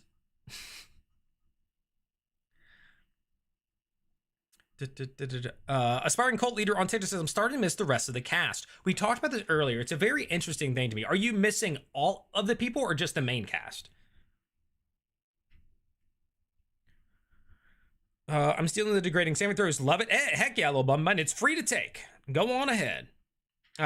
Panama, thank you for liking the live on TikTok. So this will be an opportunity where I say, guys, if you haven't already, thumbs up the YouTube video, double tap and like the live on TikTok, subscribe on YouTube. It's free to get more of me in your feeds. Follow on TikTok to get more of me, and follow on Twitch as well, if you guys haven't already. And if you really want to throw some support, become a member on YouTube to support me making content. Become a subscriber on my Patreon, which is linked in the description of the video, or Super Chat. All those things help. And that will wrap up all of my plugs for now. Also, but I guess my Discord as well. We have a channel specifically for Critical Role and Critical Role live chat in the Discord. So last week it was bumping. We had like 7, 8, 10 people in there just talking about Critical Role as it was happening. Everybody was reacting to it, talking about it, theorizing, asking questions. So if you're interested in that, on YouTube it's linked down below. You can click Discord in the description. On Twitch, you can do ! Discord. On TikTok, it's linked in bio. What is Basilisk save? Haven't checked, but I think I remember it lasted. I think it's 12, Famine. I think traditionally, like a regular Basilisk, which it doesn't have to be. Again, I'm totally fine if he's like, no, this is a leveled up Basilisk. I think it's traditionally a 12. Okay, this is the Legacy one, and it is a DC 12, but let me go see the new one, since they're playing 2024. Yep. It is a DC 12. You get a first failure. You have the restrained condition and repeat the save at the end of its next turn. If you pass, you end the effect. If you fail, you are petrified.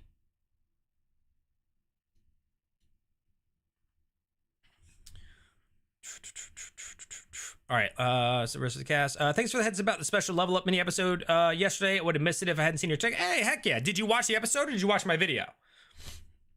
I'm happy for you either way. Any intro with Balerion?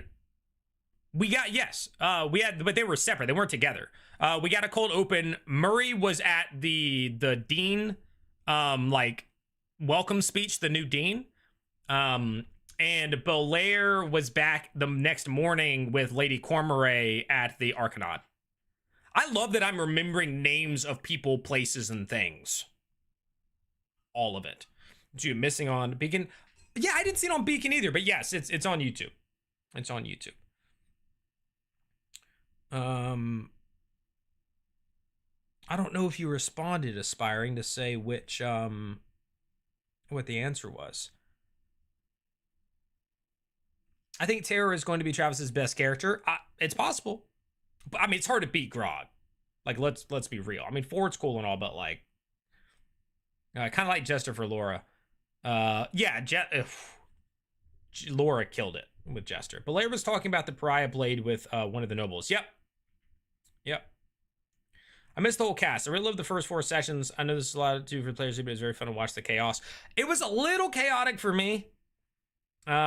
Personally, I was ready for it to swap by the end of it. I was ready for one table to follow in one storyline, because when we were swapping like 20 minutes with them, 15, 20 minutes with them, an hour with them, 15 minutes with them, 5 minutes with them, it was just like, what?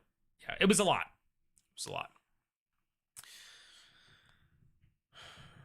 Yep, same episode, Murray on 2, I think I must have missed it. Yep. I mean, I've upped DCs myself, but I really think she passed. Yeah, I've also upped DCs, but it's also like, so she got a 15. So you're saying if you upped it to at least a 16. And a 16 for a level 3 group is pretty high, right? What is their proficiency 2 and then their stats? And if they're not proficient in it, they're just getting their stats. And,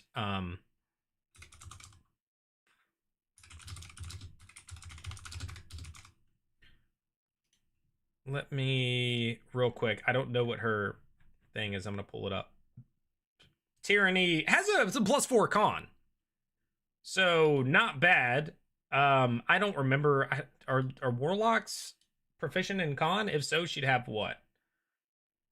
Like, yeah, either way, it's still like, even if you have a 4, you gotta roll a 12 if it's a 16 or higher.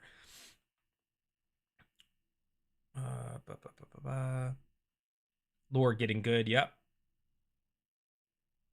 What do you think the Falcon Theozy Saw was? We learned about the hounds and also the path sometime, and we also remember the house was very concerned. Yeah, so that connection, was really interesting. And I wonder if it was kind of a sign that the plan wasn't going to happen.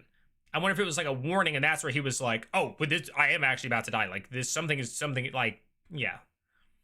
How the cast has evolved, but I do miss the original dynamic. Yeah, so the reason I had asked is because some people have made comments similar where they're like, oh, I'm tired of just watching the soldiers. But it's also like, this is how it's been for 10 years, is you've just watched one table.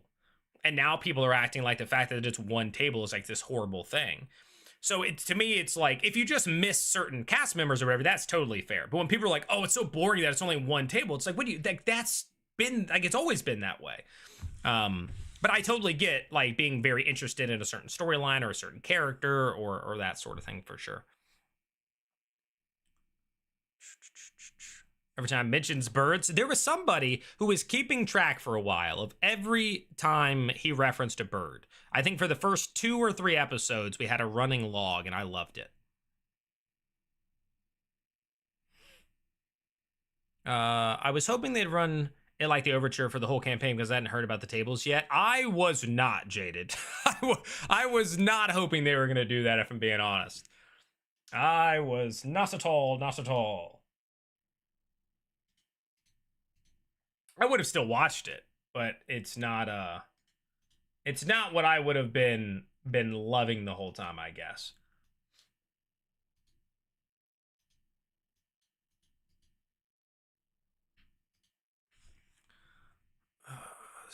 I'm loving Wick, and I'm not normally a Sam character. Really? I really enjoyed Scanlan, from what I saw that, and then what I've seen of Not. Well, I'm not. I got a grasp of the main plot, but any names or lore and stuff I can't keep up with. So, Anon, I do have a couple videos. I think I have like 2 lore videos out. I want to do more of them. They just don't perform as well. I did one covering the Pariah Blades. I did one sharing everything we know currently about the Sundered Houses. So I've tried to put that out there. I also do recaps, Anonymous. I don't know if you've seen them, but I do recaps. They're much shorter than the normal, right? An episode's 4 hours and 40 minutes. I break it down between 15 and 25 minutes. So you can do it, and I mention names. I talk it like the important stuff, not like every granular detail. So that might help as well to kind of refresh you, and it takes less time. So just an idea.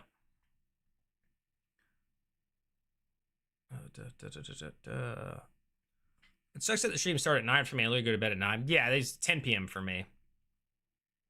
This episode will be huge. Once again for another 2 rounds. Well, apparently the email today or whatever the email, they're not going to come back till like January 15th or something. We're missing the next 3 weeks, which I hate with a fiery passion. But I thought it was 2 weeks. I thought it was going to be like Christmas week, New Year, boom, we're good. It's 3 weeks.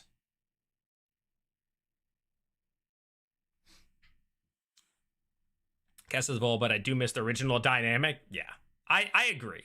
I agree. I think that there's a lot of reasons they decided to try something different, but I know I do.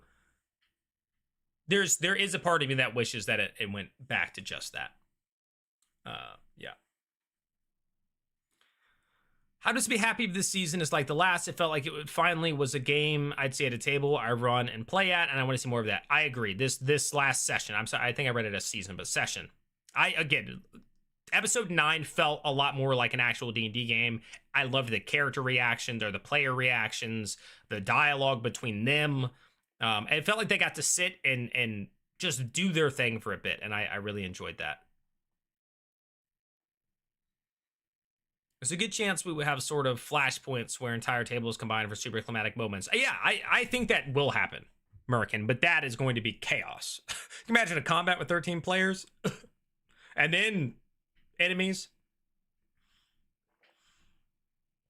I think people prepared themselves for constantly changing tables. This is Matt's first long-term character. I was really looking forward to seeing him play more. And we will. It's just a matter of when. And I do agree. So I didn't think it was going to be... Well, to be fair, I did. I said it was going to be 4 to 6 episodes. That was my prediction. When other people were still thinking it was going to, like, every week was going to be a different table, or, like, we were going to swap between all 3 every session, I was like, I don't think so. I thought it was going to be arcs based on what they had said. It was going to go 4 to 6 episodes, swap. 4 to 6 episodes, swap. And if they swap after tonight, I will be correct so far. They could change it later, but right now that would be the 6th episode. Yeah. Yeah, that's freaking brutal that we're not getting it. Well, they said they'd be back on the 15th, right? So it's next week, the week after, skip the 8th, and then we're back on the 15th. So it should just be 3 weeks off, I think. Aspiring cult leader that became the number 5 fan in the fan club sent a heart. What does that mean? You're in the fan club?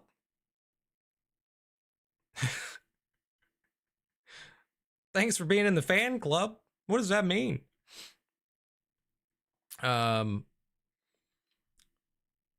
idea, but cool. Yeah, it's like, all right, congrats. Yeah, it's campaign 4 fun so far. I've enjoyed it, Inko. Yeah. You should make a lore vid about the Shapers and the war over the 3-week break. I'm gonna have to fill the time with something, for sure. 100%. All the characters I get interested in are in the soldiers table. I'm just worried how much time I will have to wait at the end to see them again. But yeah, I want to see more Octus and Valus. Yeah, I might look at it. Heck yeah. My favorite Brennan moment so far was when the party was leaving the city and Brennan dropped some deep philosophy on the nature of doing the right thing and immediate gratification. He does that. He does that. Travis and Laura are my favorite PCs, so I love this table. I know it'll probably be my favorite table, but I'm ready to see what Liam and Louise are up to. Yeah. Yeah, again, there's nothing wrong with liking a table. My main thing for people is don't go into a table thinking you're already going to dislike it without giving it a fair shake. Don't compare it to the other table. Just take it for what it is. Yo, what's up, Mikey? Sorry, I know I'm getting into that late. I'm trying to keep up with chat. My favorite episode so far, Inko, is episode 9, the last episode. Episode 9, episode 3, and I don't remember which one Olbud was in. Maybe episode 6. CR always takes a long break. New Year never comes quick enough. I love the changes personally. I've been watching since Geek and Sundry, so shaking up good. I kind of bored with season 3. Yeah, but I think people did that in general. Do you think we'll have a PC death soon, Sleep Starved? I think this fight, like, I'm thinking the knight is going to be very powerful, and then Taconis guards, if they're anything like the knights that were at Slogue, they're very hard. Yeah, maybe. 3 weeks is kind of effed up for the viewers, but it definitely sucks more for you because you make content around it. Very much so. That's the thing. It's not only as a fan am I disappointed, it's also like, holy crap, I will have nothing to make videos on from new episodes for 3 weeks. That actually economy with too many people at the table Thursday night playing. Yep, everyone we were doing about 6 or 7 turns. Yeah, across like a 5-hour block, 100%. To a pop on. Oh, you want to do a poll? How do I do a poll on here? Engage with your audience. Start a poll. First PC death. I'm just gonna list the soldiers if I can. So we're gonna say Wick, Tyranny, Thimble,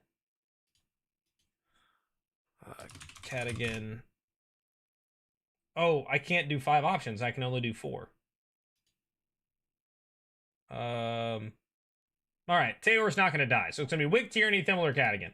I can only do 4 options. There you go. There's a poll. Vote on us at the top of the chat on YouTube. If you're somewhere else, I'm sorry. There's no poll.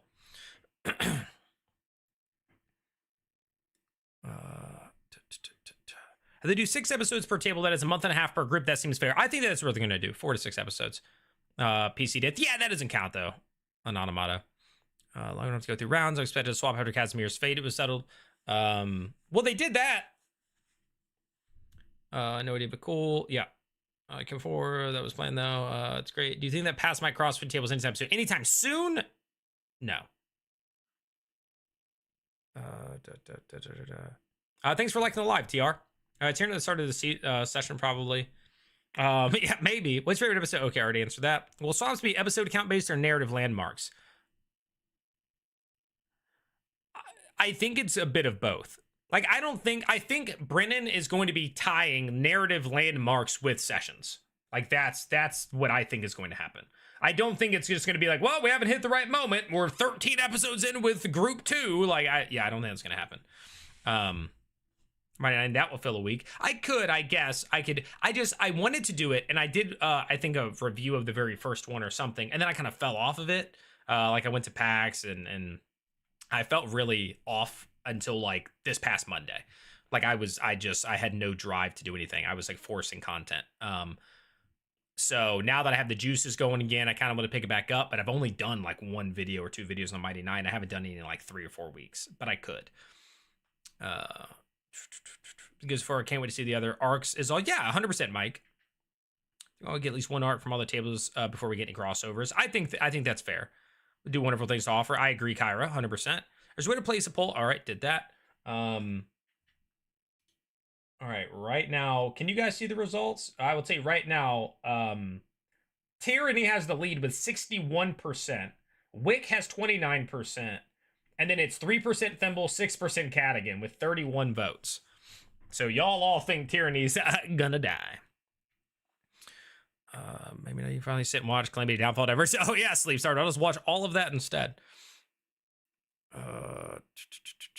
The fight with Takona's forces could easily take out 2 or 3 PCs. That would be wild. Brennan has made it clear nobody's safe. Yeah, so I agree with the idea that nobody is safe. I disagree with the idea that Brennan's going to outright put them in spots where it's just like, oh yeah, 3 of you are going to die. I think it's more of a, certain situations will be dangerous and there's risk involved. I don't know that Brennan is going to like put them in a situation where just like, you're just going to die. You know, I don't know. Some choices will get them there. It's kind of like if they had just stormed Castle Sloke against 17 enemies, like that wouldn't have gone their way. So they had to kind of thin the herd. So I'm with that. Thimble is about to learn Octus might be dead. How much can Spixie's tiny heart take? Was she super close with Octus though? Campaign 2 and Campaign 3 were all right, but I'll say that I'm excited for Campaign 4 in a way that I haven't had since Campaign 1. That's awesome though, fam, and heck yeah. CRS said that they should have plenty of content to keep us all going until C4 comes back. I hope so. I hope so, but that's not going to do the same, right? In terms of content. Like, I might enjoy it, but, like, it's not going to, like, if I post a video because they do stuff, unless there's stuff in between that's related to the campaign, like backstories or something, that I could work with. We'll have to see. Can someone use a level up if on the roll hill? Pog, so we've been talking about that, Pog. Like, we don't know. So if they can, that makes all of that a lot better, right? If they can, if when they level up, they gain the HP that their max goes up. So Kattigan, when he levels up, he will have 12 more HP. If not only does his max go up by 12, but he gains 12 hit points, that became way better. Way better. Like you get knocked, your 2 hit points, you think you might go down, boom, I have 14 hit points now, right? Like that sort of thing. Doing it while you're on the ground is some epic moment. Also kind of cool. Where you like get a surge of energy and you get back up. I dig it. Wicander just because he's physically weak and low AC. I don't know how long I set the poll for, but it is evening out a little bit. Tyranny is now 60%. Wick is 32%. Kattigan 5. Thimble 3.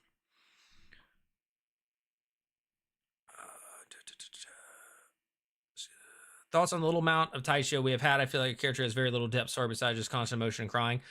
We just don't know enough, Sutton. Like she's had a moment or two that I've enjoyed for the most part. But I can say the same thing about Hal. I haven't enjoyed Hal that much. I'm not so far. I have not been that tied to the parents.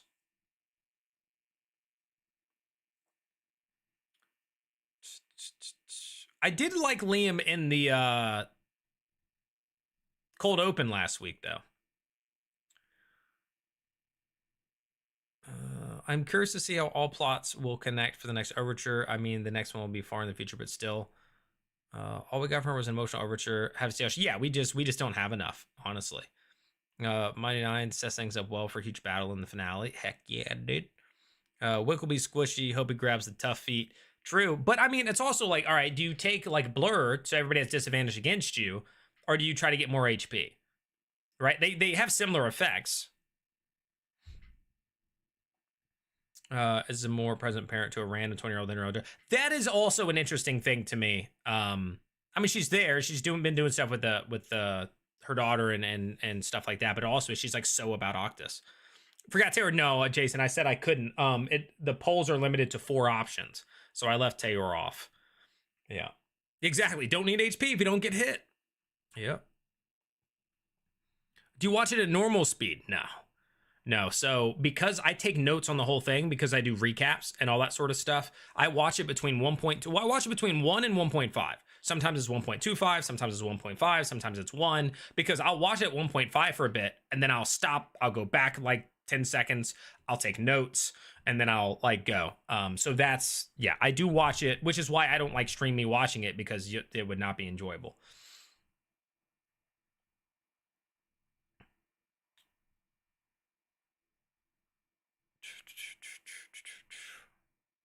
She's not type of, yeah, exactly. I didn't think so. I'm enjoying your content. I wanted to come to the pre-show to say hello. Maybe channel use a lucky feet to reroll the saves. Yeah, code 1. First of all, thank you so much for enjoying the content. Thanks for watching it. I'm glad you're here. And yes, some people do think that would be a chance.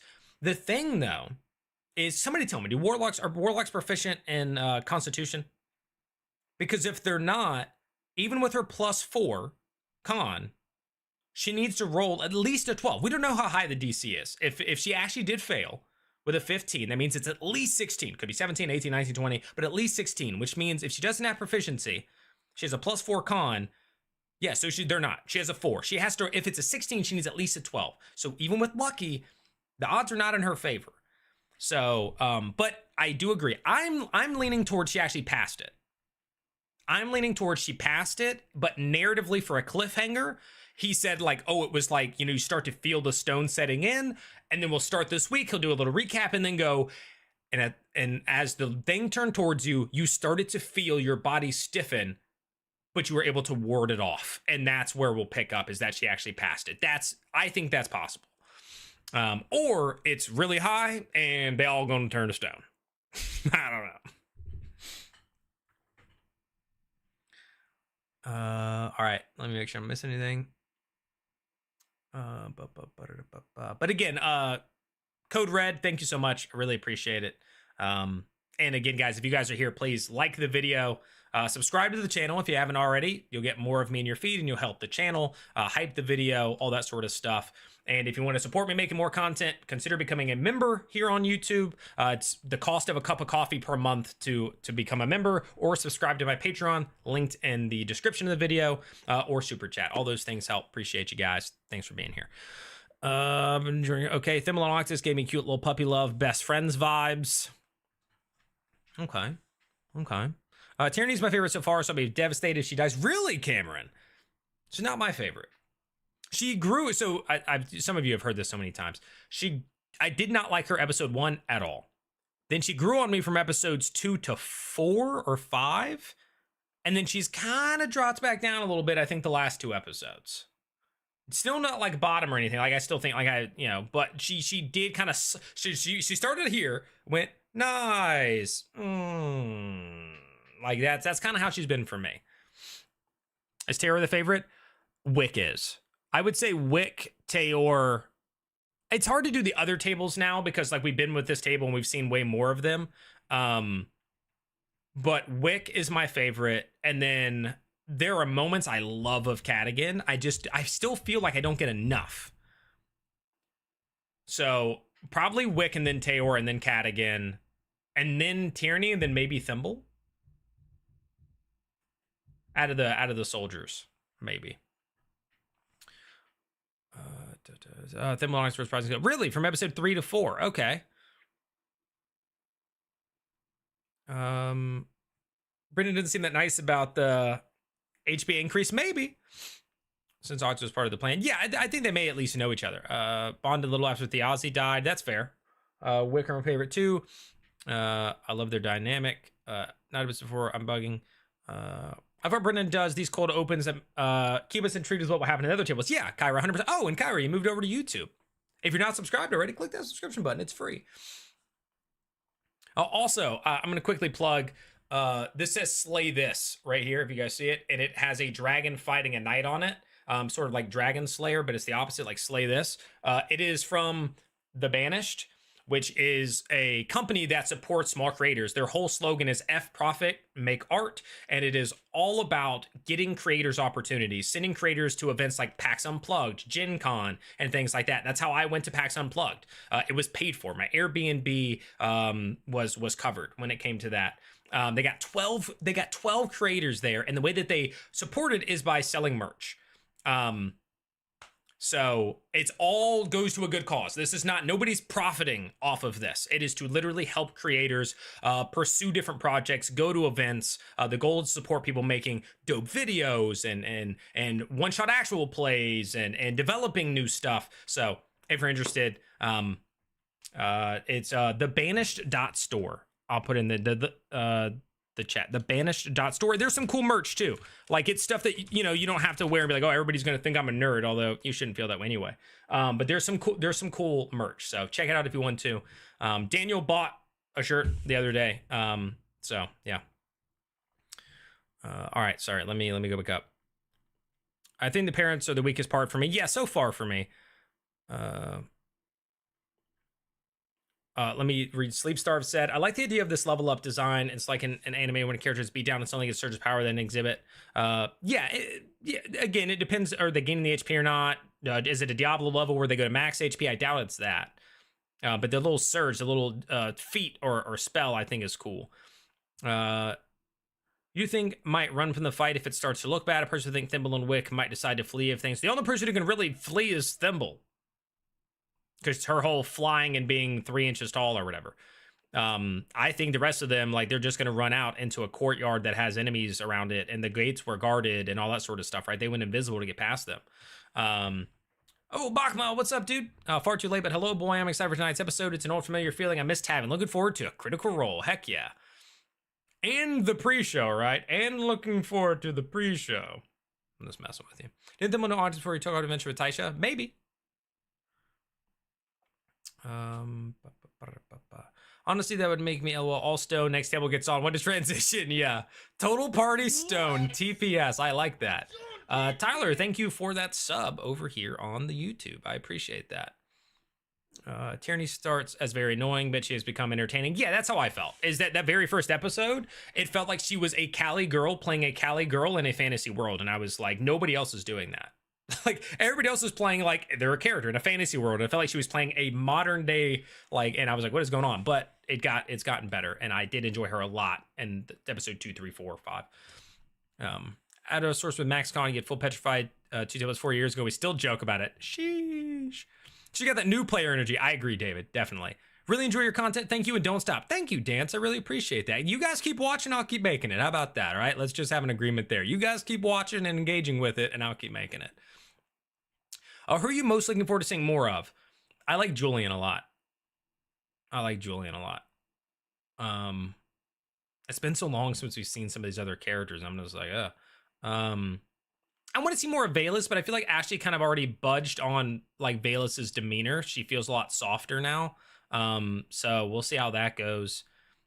Azune, I think Louise is incredible. Like, I have high hopes for Azune and Louise. I'll say that.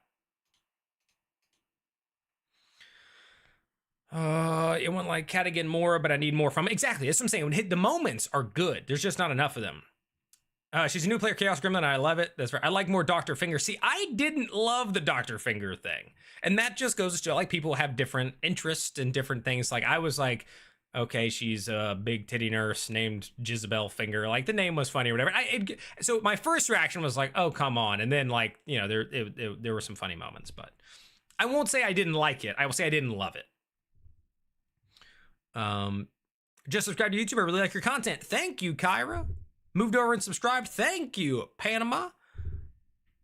And it's Mercer School. Go get some. Heck yeah. I think Kat really playing in a ranger, but more assertiveness for all the players. Be nice. Yeah. Has Whitney ever been a guest before? Is this her first time on CR? I believe it's the first. Even if it's not first time, she does not have much. Says she was in a one shot before. Yeah, she basically said like she is the newest D&D player, and I mean it's obvious. Like there's no doubt that she's not as familiar with D&D. Which feat in the coming level are you hoping for the most? I think Mage. I'd have to look at my notes in the list, but Mage Slayer I think is one that I was like, yeah, that seems like the right move. Hold on, I should have my notes around here somewhere.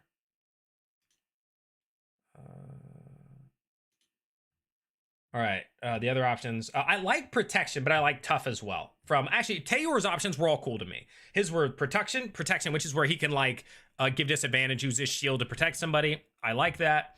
Tough, that's a lot of hit points. I like that for him. Crusher is also pretty cool. And with his flail, I also really like that. So, yeah, I'm with it. For Thimble, Mage Slayer. I mean, Slasher's cool. Durable's fine. Durable fits the system. Like the whole death saving throws, you have advantage. You can do that whole thing. Code Red, think of it that follow. All that stuff's cool. Slasher's fine, but I like Mage Slayer with that. When it comes to Wicander, Tough and Warcaster were the options there. Tough, HP, he only has 20. That would do very well. Warcaster, though, if he's going to take the spells were Blur, Mirror Image, Invisibility, Enlarge. I think Mirror Image is not, but Blur and Invisibility for sure, or I'm not sure about Enlarge for concentration. So if you're Blur, like if you cast Blur, Warcaster is going to help you a lot. So that's where it's like, I lean that way. And it's also, if you do that, again, if you don't get hit, you don't need more HP. You only need more HP if you're getting hit. And that helps you not get hit. For Lucky Ritualist or Ritual Cast or whatever, man, and Fate Touched, I like Lucky. It's a simple one. Fate Touch has a lot of cool things, though, so I wouldn't be mad.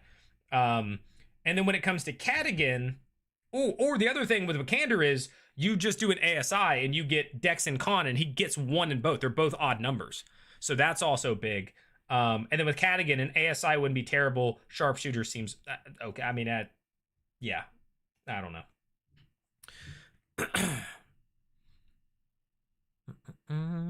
Yes, of course, I actually do. Nice little routine. Well, I'm happy to hear it. If Wick dies first, Teor will just be dragged back. That's true. They'll lose 2, I think, 340. That's a very, very solid point, is that because the whole she's tied to him and he can send her back, so what if he dies? Does she get sent back? All right, I'm going to end the poll with 61 votes. 56% of the audience thinks Tyranny is out. Oh, I clicked the thing. Now I can't see the results. Well, she was winning, and then it was Wick in second place. Jay, thanks for the subscription. I appreciate it. All right. Pre-show fun. Heck yeah. Which PC do you think has the most interesting relationship with the Ozzy Fang? It's got to be Thimble, Bolaire, Hal. Probably. Thimble, Bolaire, Hal.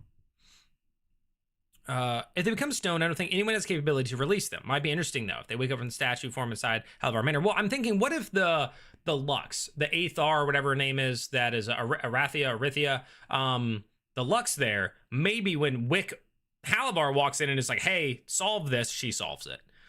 That's what I'm thinking, because they would need Greater Resto, I believe. Blades still that Kattigan still has come into play here. True. I like the Murray Azune ship. Dr. Finger was a little silly. Yeah, it's okay. You can be. I mean, silly stuff happens. Robbie gets barreled over a lot at this table at the moment, in my honest opinion. He's a little more passive. I think he's been a little more passive, Panama, I would say. From 7 minutes to 9:45, it's this show than CR. Love the chat, everyone's comments. Heck yeah, Mike. Yeah, so I bumped it to 7:45 because, we were getting some competition at 8. Well, first it was 8:30, and then they bumped it to 8. So I was like, okay, I'll try 7:45, and then today they went live at 7:45 too. So do I go 7:30 next week? Who knows? Well, there's no show next week, but you know what I'm saying. Like, I don't know. Do I just keep inking it further ahead? Like, I don't know. But yeah, 7:45 to 9:45, which is actually time. This is normally when I end, but I'm going to catch up on chat here. They've been friends forever, but this is your first time really playing. Yeah, she's been around and stuff like that for a long time. The most style will make it challenging to stay engaged if there's a particular table of viewers. I agree. I am very curious, Fighting Gravity, how it will work and if people will stick around or come back if that happens. Right? Like, if some tables are not as popular, the story isn't as good, people aren't enjoying it as much, how much viewership dips, and if it comes back when the table people like comes back. I'll be very interested in that. I like Slasher for Thimble, like she's in Precision Strike, slow somebody down. So Chrome, and that also does work well with being Swashbuckler, because she can use fancy footwork to run in, attack. They can't move full movement, they'd lose 10, and then she moves away. So that does work well with that. Each table a new opportunity for someone to find what they like. I agree. Stephanie says, agree. Darterfinger took me out of the fantasy of the game and a Monty Python fantasy. Also, hi, and thanks for continuing the show. Thanks for being here, Stephanie. Yeah, those sorts of things do that for me, which is why, again, episode 1 was so jarring for me with Tyranny, because I was like, it's completely outside of what everybody else is doing. Thanks a lot, yeah. idiot. Hey, Panama, thank you so much for that subscription, the Prime sub over on Twitch. If any of you have Amazon Prime and a Prime sub on Twitch, feel free to throw it my way. Same name over there, twitch.tv/nerdcoregg. If you happen to have it, it's free. All right, I'm catching up on chat, and then I'm gonna let you guys go. I like this called the light bending spells. Never thought in the way, but hundreds. Yeah, it was very cool for how he was choosing his spells. So I went for the light bending things. Got those weapons nerfed range. That's true. It would help with the nerfed range, Jason. I agree, but it's like, do you want to take a whole feat just to be able to lattle a little bit further away? I don't know. And thanks for that follow over there. I want to see Murray. Yeah, we'll get. I don't know. Who knows? Maybe we'll get her in the cold open tonight. But the good thing about the West Marcher style is that will change. You won't be stuck on a table you don't enjoy for too long. That's true. If you get to one, you're like, this isn't as great. Hopefully 4 to 6 episodes, you'll be somewhere else. Dr. Finger took me out till Brennan said she must be some sort of consort nurse. That point back in immersion wise. I did like Matt a little bit when Wick did the thing. It was kind of like offering her as like an escort. And I was like, what the heck is going on right now? That was kind of funny. Reminds me of shows like American Horror Story. Same feely season, but different. It doesn't hit the same way. Yeah. Yeah. And again, it's going to ebb and flow. There's no doubt there's going to be stuff, even with the same table, that I don't enjoy as much.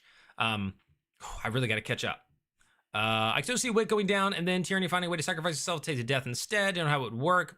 I could see them asking. I don't know if Brennan would be like, yeah, sure, you can do that. I saw someone suggest that Sundered Houses are based on an alignment chart, and honestly, I can see it. I would have to think about that. Huh. Okay. Anonymous says, I like the Dr. Finger bit, because it was kind of, that's its own thing. Saber from the other cores, those two are the comical relief. Pairing them together, Dr. Finger or not, is going to lead some silly. Fair enough. Robbie needs the channel as enter. Yeah, I think Robbie's going to come to life. I think it's still taking a little bit. Things Sid is petrified. That's probably what happened. The other rats died. Yes, that is. I do think that's what has been happening. Whether he's already been petrified or not, I don't know. It might have been getting ready to happen. They saw the fur and the blood. Am I the one who fast forwards through real quick to see this? No, I don't fast forward through it most of the time. Julian, well, I mean, I'm actively fast forwarding through it actually, but not like that. Julian and Fang, most interesting relationship in my opinion. Oh yeah, that's a good point, because now we know that something was between them, that they were. Azune was like, I'll tell your story. So yes, that is a good point. It's a great point. We'll wait months for being introduced to all tables. That's true, because we're about to take 3 weeks off. Avowed One Shot was Whitney's first with Sarah. On Twitch, join the Discord. Follow you on TikTok too. Appreciate it. Yeah, if you guys haven't joined the Discord, link down below. Join the Discord and all that sort of stuff. Kid just playing with Vidmaker. We were about to end this. I'm just catching up on chat, and then I'm getting out of here. The opportunity to be less passive. I don't think he takes it. He's kind of like, I'm just here, man. I agree, Connor, but I think he'll come around. I think we'll get more of him. I think Julian and the Oz were friends or in a relationship before. Did you just hate him? I also started to think maybe there was some sort of secret relationship thing there. Makes you absolutely. How could you just get not terrible? I want to see Murray. Yep. Different here is no Burt Reynolds. Gonna jump. Gotta stay ready for the next.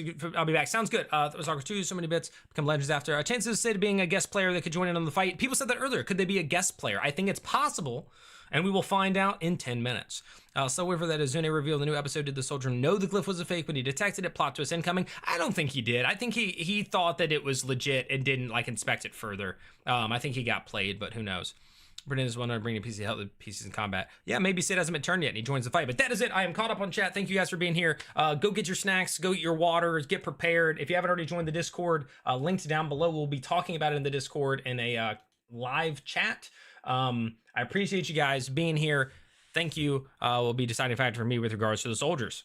Fair enough. CH. Yeah, thank you guys. If you haven't already subscribed, do so. If you haven't liked it, go ahead and do that. If you haven't followed, do that. Consider becoming a member, all that stuff. Appreciate you guys being here. Go check out the Banished.store, and I'll see you guys in the next one. All right? Peace.